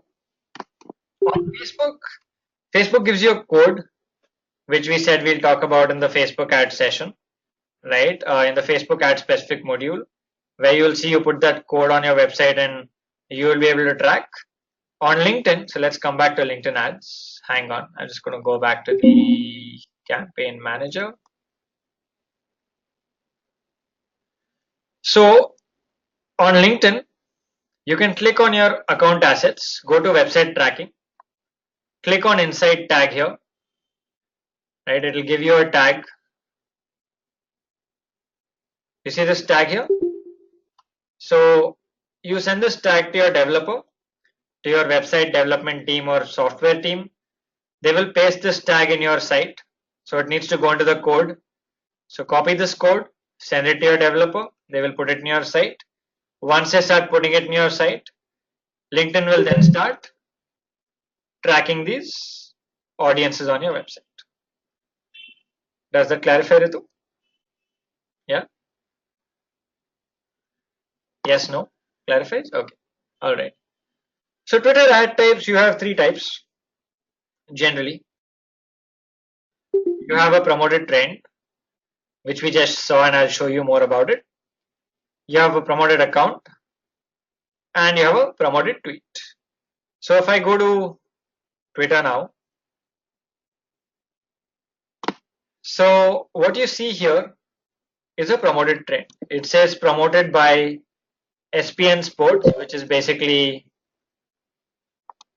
Sony Pictures Network. Sony Sports basically is promoting this.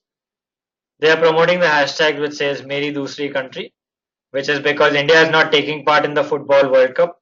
I'm not sure how many of you follow soccer. The Soccer World Cup is around the corner, and India is not taking part. So who will you support? Right? Which country is your next favorite country which you would support? That's the campaign that they are running here, and they are running a promoted trend, right? Now, a promoted trend is something you can pay Twitter to run. A promoted trend lasts 24 hours. It lasts from midnight to midnight. So every day you'll have a chance to see a new promoted trend. It is quite expensive. It varies from roughly about 2 to 3 lakhs for a 24-hour period. That's the rough cost involved, right? That's the rough cost. So most small brands will not be able to afford it. But for big brands, let's say for Sony here, where they have a lot of, or they are a national brand here, talking about a big event like the Soccer World Cup. So for them, they wouldn't mind spending this. Vishesh says how many impressions? It varies widely. There's no fixed number, but it could be as much as let's say roughly, maybe on an average, I can give you rough numbers, maybe about 10 to 20 million impressions on an average, but it varies from campaign to campaign, day of the week, multiple factors, but roughly a rough estimate is 10 to 20 million impressions, right? Okay. All right. So that's the different ad types on Twitter. I'll now take you through the Twitter ad process. We've seen Facebook ads, we've seen LinkedIn ads. Like I said, if you've seen these two, then Twitter ads is again very, very simple, right? So it's the same process again.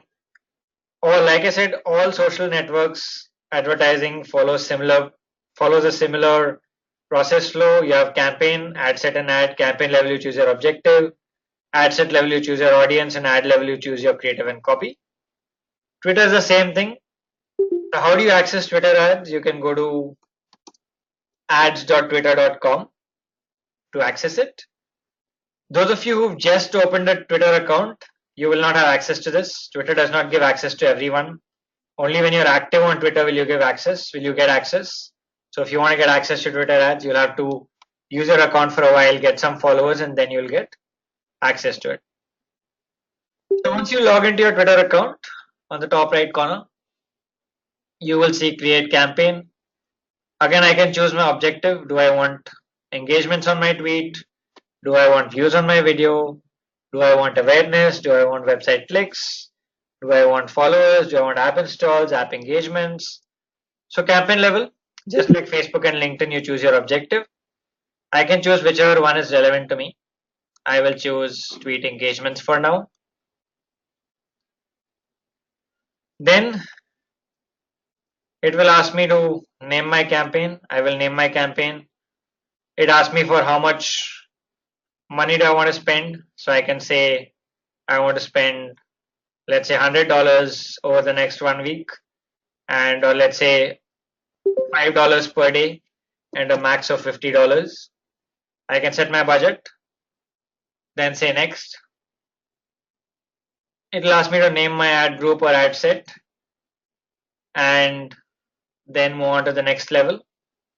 I can choose which tweet I want to promote for engagement. So I can choose, let's say, this tweet and say next again. Now is where I'll set my audience targeting. Akhil says LinkedIn didn't give the option. No, it does. It's at the last step.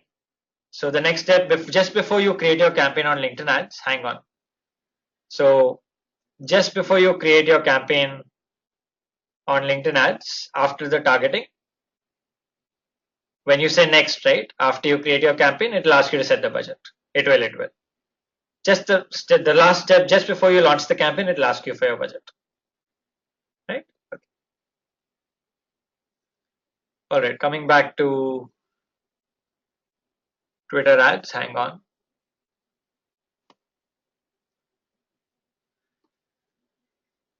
Okay, Asad has a question. He says, how do you set a budget for a campaign on social media? Good question. So how do you set a budget? Depends on what your overall marketing budget is. So it depends on multiple factors. First is, what is your overall marketing budget? How much money do you have for, let's say, a month? Out of this money, how much is allocated to that platform? Right? Let's say, for example, I have a budget of 10 lakhs for the month. Out of 10 lakhs, 5 lakhs is allocated to digital marketing. And out of 5 lakhs, I have, let's say, 50,000 rupees for Twitter. Now I have 50,000 rupees for a month. I know what my budget for the month is. Okay. Then I will see what is my objective. Do I want awareness? Right? Do I want engagement? Okay. And then once I know what my objective is, so let's say my objective is to engage people, I will then see, okay, I'm going to promote one tweet every day. Every day I will promote one tweet to get engagement. That means I have 30 tweets to promote, right? I have 50,000 for the month. So how much will I spend on each tweet roughly? Rough figure, you'll spend about, let's say, 1,500 rupees for promoting each tweet. And this is how you go about budgeting. Of course, you'll spend more on tweets that are performing better. Let's say I have one tweet that is more engaging, I'd spend 3,000 on it. One tweet that is less engaging, I would spend 500 on it. Right? So this is just a rough way of how do you go about it. Okay. All right. So then I will set my target audience here. Even on Twitter, just like LinkedIn, you have something called tailored audiences. So on Facebook, you call it custom audiences. On LinkedIn, you call it matched audiences. On Twitter, you call it tailored audiences. The principle is the same, right? The principle is exactly the same. All of them are the same principle, where you can upload your email database and target them on the platform. You can put a code on your website and target them on the platform. Right? You can also target by gender, you can target by age group, you can target by location. On Twitter ad tool is not so powerful, by the way. So if you look at in order of the most powerful ad tools, Facebook and Instagram are by far the most powerful because of the amount of data they have. So in terms of effectiveness, the most powerful are Facebook and Instagram. Then you have LinkedIn, and only then you have Twitter. So Twitter as an ad tool is not very powerful generally. It's kind of very expensive, and the targeting options are not too great. Because think of it, how much data does Twitter have? Facebook has 2 billion users globally, right? and Twitter has only about 330 million. Twitter is 1/7 the size of Facebook. So Facebook is 7 times larger than Twitter. Instagram is about 2.5 times larger than Twitter. Because they have so many people and so much data, their platforms are much, much more effective. LinkedIn, because there's so much professional data, again, platform is much more effective. Twitter is an ad platform as of today is not very effective at all. In fact, you might not want to use too much at all of it. Nevertheless, if you want to use it, this is how you can. So you can set specific targeting, right? You can choose specific audiences you want to reach based on their interests, behaviors, keywords that they use in their tweets, and then you can run it as well. Mobile numbers, no, that can be done on Facebook. So mobile numbers can be used on Facebook only. On LinkedIn and Twitter, it is mostly emails, right? Facebook allows mobile numbers. LinkedIn and Twitter currently allow you only emails, right? So targeting options on Twitter are not too great. It's not as good as Facebook. You remember Facebook, we saw such powerful targeting. Twitter is far from it. Twitter's targeting is very, very, in fact, on Twitter, you can't even target a city. If I want to target Mumbai, you see, it doesn't show anything. I can only target region. I have to target Maharashtra. You see this? I can only target by region here. So Twitter's ad tool is not so powerful at all. You'd rather spend a lot more of your marketing budgets on Facebook, Instagram, and LinkedIn. And Twitter, you can use it more for organic brand awareness, listening, monitoring, trending, checking if you want to trend. That's about it. But otherwise, using Twitter ads as a product. In fact, I personally as well, for all the clients that I work with, spend a lot more money on Facebook, Instagram, and LinkedIn as compared to Twitter, because the tool is just it's still primitive, not too effective from a lead generation perspective. Brand awareness, still you have something to do, right? So you can set your targeting here and say next, and then it will launch your campaign, right? All right, so any questions on Twitter ads particularly? We looked at Twitter ads, any specific questions here? Any questions on Twitter ads, guys? If not, then I will take you through your assignment and task for today. Can we go through the task, guys, if everyone's clear until now? I'll open up for Q&A in the next 5-10 minutes, and then can you show the audience feature on Twitter ads? On Twitter ads? Is that what you're asking? On Twitter? Okay. Yeah, so there's not much. Like I said, it's just you can target by behaviors, interests. You can type specific interests here. What are they interested in? Right? You can target these interests. Okay, and again, it's not as powerful as Facebook. You can target by behaviors. Again, most of it is US. You see this? All US. There are no Indian behaviors at all because they don't really have as much Indian behavioral data, which is where I was saying the platform is pretty much not so effective in India. Events, you see these events. What events are people watching? Again, if you see a lot of these events, they'll all be mostly global events or American and European specific events. They only, like you see, FIFA World Cup 2018, which is starting on 13 June. That's something you can add. So if you want to target people interested in football, if your business requires that, you can do that. But very, very limited options. You see this? Which of these can you even connect with as an Indian audience? Very limited options. Right? Likewise, keywords, you can type out a specific keyword. So let's say you want to type keyword digital marketing. Excuse me. You can add that as well. And you can target people basis this keyword. Basically, what keywords are they using in their tweets? Right? That's about it. And then, of course, you have location. You can choose gender. You can choose age. Right? And like I said, not a very powerful ad tool at all. All right. So is that clear, Ritu? Is that clear? All right. Rest of you, any specific questions on Twitter ads? If you have, I can take it. Otherwise, I'll take you through your task and then take questions in the Q&A. Right. So your task for today, the first one, what I want you guys to do is what I told you in the beginning of the day, is to go and optimize your LinkedIn profile. So you have the checklist. You all have access to this deck. So go and look at these best practices. and apply these to your profile. So when you come next week, all of you can tell me that you did it and now you have an awesome profile that stands out from the crowd. That's the first thing, is to go and optimize your LinkedIn profile. So go ahead and do this, guys, first. Second thing is your task here on the LMS, which is to get 100 relevant followers on Twitter in 7 days. That's your task. Those of you who have just joined Twitter, don't have followers, for you or for your brand on LinkedIn, you can follow these simple 8 steps that will help you build a following. So as a first step, you would go and define your positioning on Twitter. That's the step 1. Let me take you through each step to make it easier for you. So step 1 is you would define what are you on Twitter for, right? What is your objective for being on Twitter? What do you want to achieve through Twitter marketing, right? Then step 2 is to get your Twitter handle, which I'm sure all of you have now. Almost everyone has live tweeted in the session. There are some best practices for handles as well. So go through these suggestions for Twitter handles. There's a lot here which you can actually read through. So read through this.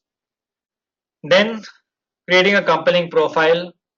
So this is important. If you want people to follow you, you need to ensure your profile is very good, right from selecting the right picture to adding the relevant info to creating a great bio. For example, if you look at my bio here, it says digital strategist and trainer, customer acquisition expert, marketing technologist, and it says follow for the best curated tweets on digital marketing.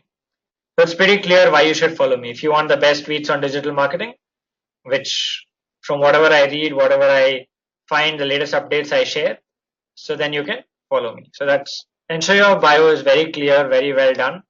That's when you grow followers.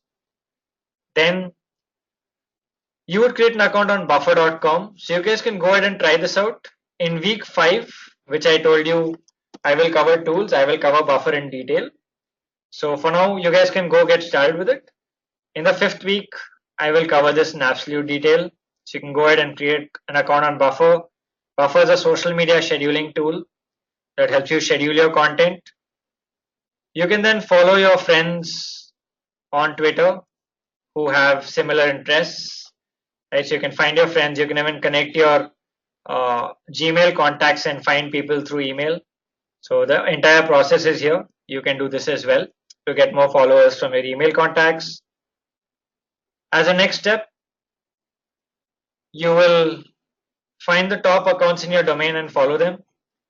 So you can actually follow this process here, find the best accounts and follow them. You can even use this tool called Write Relevance, which is described in the task.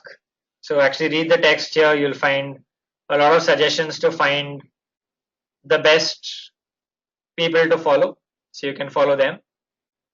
And then you would find content to create and retweet and share. Again, when you follow this process, you will find this tool called Write Relevance. It will help you find the best content on Twitter and you can then share it with your audience. Last step, using Crowdfire, which we talked about, is to, after a period of time, unfollow Twitter accounts that are not following you back. Right, so that's using Crowdfire, which we discussed. So this step should help you build followers on Twitter. So our target is to get 100 relevant followers in a week. So you guys can do these 2 tasks. One is to optimize your LinkedIn profile. Second is to build a following on Twitter. Right, great guys. So next week when you guys are back, you guys can let me know that you optimized your LinkedIn profile and you also did this task and grew your Twitter following. Okay. All right, Vishesh, hang on. I'm just going to come to questions one by one. Hang on, please, for a minute. Great, guys. So with that, we are done with today's session. We'll move to Q&A now. Before we move to Q&A, quick 10 seconds. If you guys could please spare 10 seconds for the feedback. Let me know once you guys are done. After that, I will take questions one by one. I will also let you use the mic if any of you want to. But before that, can you guys let me know if you're done with the feedback? After you guys are done with the feedback, those of you who are in a hurry to leave can please feel free to carry on. In the next week's session, we'll talk about Instagram and Snapchat, two platforms in detail. And those of you who can stay back for the Q&A, please do. You'll always learn so much from other people's questions. People might ask a question to which you might want an answer as well. So please do stay back. Lots of learning happens in the Q&A. So if you can stay back, please do. So can you guys let me know once you guys are done with the feedback, and I'll take questions one by one. I'm going to keep quiet for 15 seconds and let you guys fill the feedback, and then I will come back.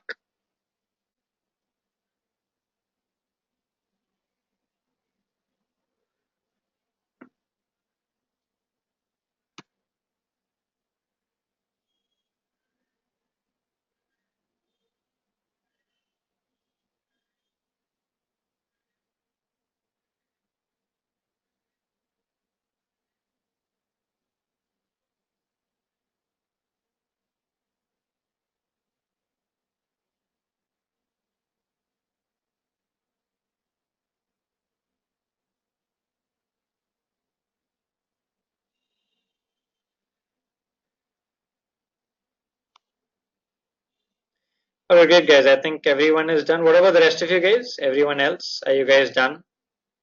So you guys can see me as well again. If everyone's done, let me know and I'll move to questions one by one. Okay, great guys. So I'm going to start with questions one by one. If I missed any questions in the chat flow, please do ping it back to me guys. Sometimes I do miss questions in the chat flow, or I ask you to keep it for the end. So if there are any questions we've not answered, please ping it to me now. I'll take them one by one. I'm going to start with Vishesh's question. So by the way, some of you had some questions earlier. One of you had a question on hashtags. Was that Jyotsna? On whether hashtags are effective on LinkedIn. Who was that? Yeah, so I'll come to that as well. So I don't remember every question. This was one that just struck me. If I've missed something, please do ping it back to me now, guys, and I'll take it. So I'll start with Vishesh's question. Vishesh says, I edited the URL of LinkedIn and changed it. Which link will I use for my own site? Obviously, no, the changed one, Vishesh. You will use the changed one, not the original one. Original one will not work anymore. Original one will not work. You will have to update the changed one, right? Okay. All right. Sanchit has a question regarding week 2 assignment. Please go ahead, Sanchit. Let me know what's the question. Please go ahead. While Sanchit comes with this question, Jyotsna's question on are hashtags effective on LinkedIn? Let me ask you a question, which will make this a little clear. How many of you have gone and searched for a hashtag, let's say on Facebook? All of you are Facebook users, active Facebook users. How many of you have gone to Facebook and searched for a hashtag? Quick question. How many of you have gone to Facebook and searched for a hashtag? All of you are active users. Most of us don't, right? Either never, sometimes maybe for work we might, but otherwise most of us never search for hashtags on Facebook. Likewise, how many of you have gone to LinkedIn and searched for a hashtag? How many of you have gone to LinkedIn and searched for a hashtag? Virtually never, right? Hashtags work on platforms where one, people are searching for it. So which is why hashtags work really well on two platforms. One is Twitter. Second was Instagram.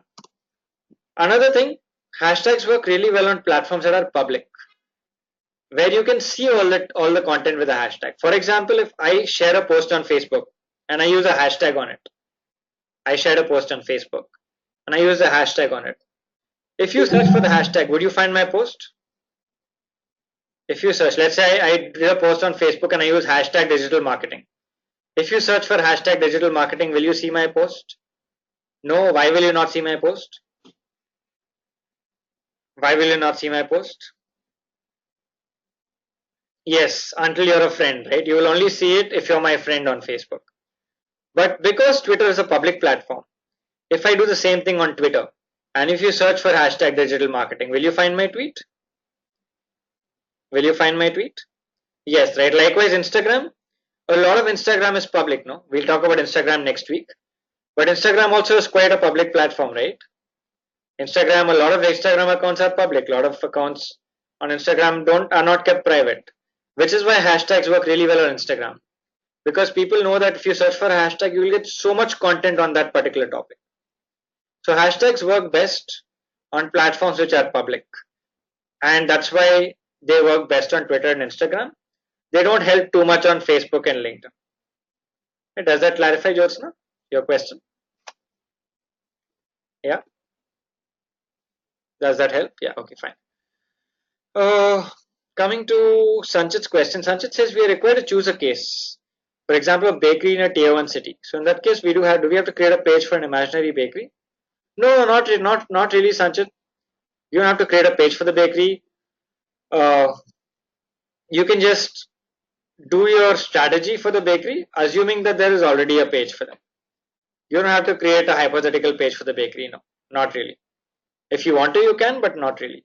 You can assume that you are doing social media marketing for a bakery in Mumbai, and they have an objective of getting more walk-ins to their store. What would you do? How would you engage the audience? How would you? What would you post to their page? What metrics would you track? All of that. Got it, Sanchit? Okay. Akhil has a question. Okay, Akhil, I'm just going to post it to everyone. Akhil sent it to me. I'm just going to repost it for everyone. That's okay. It says not related, but it's fine. So that is Akhil's question. Akhil says, oh, Akhil has posted himself. Thank you so much. Okay, Sanchit, before that, sorry. Sanchit says, how are we going to cover steps like pages to watch?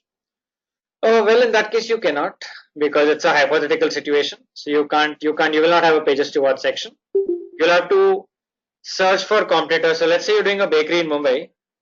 I'll give you an example, Sanchit. The point of pages to watch is to find competitors, right? Is there no other way you can find a competitor without pages to watch? Is there no other way you can find a competitor without pages to watch? Can I just search for bakeries in Mumbai, for example? Yeah, I can search for bakeries in Mumbai. I can find, right?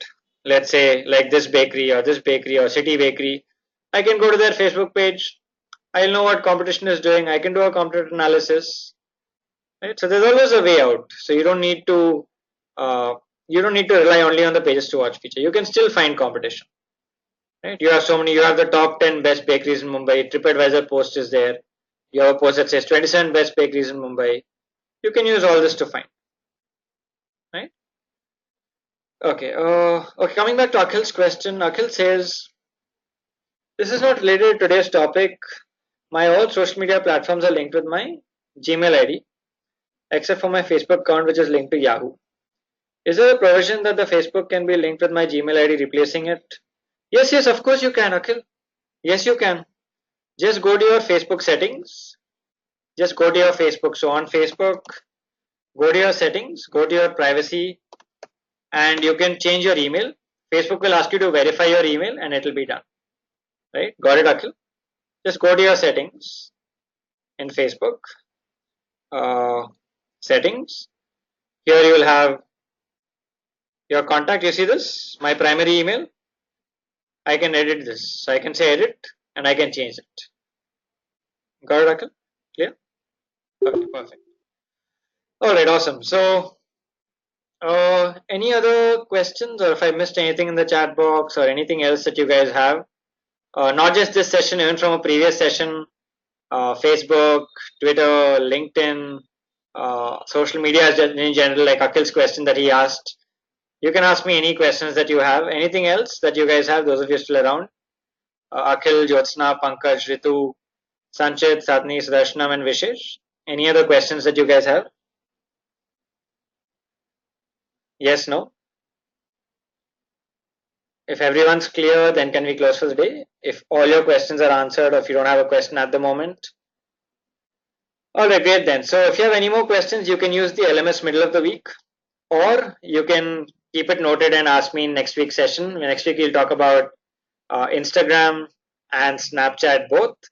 So if you guys don't have accounts, please do create them. I'm sure some of you are active on both or on either. So do create those accounts and come. We look at both those platforms in detail. And if you have any questions, we can take it in the Q&A of that session as well. All right. Great, guys. Thank you so much for being part of the session. Have a great Sunday ahead and a great week too. And I will see you next Sunday morning. Thank you so much. Bye.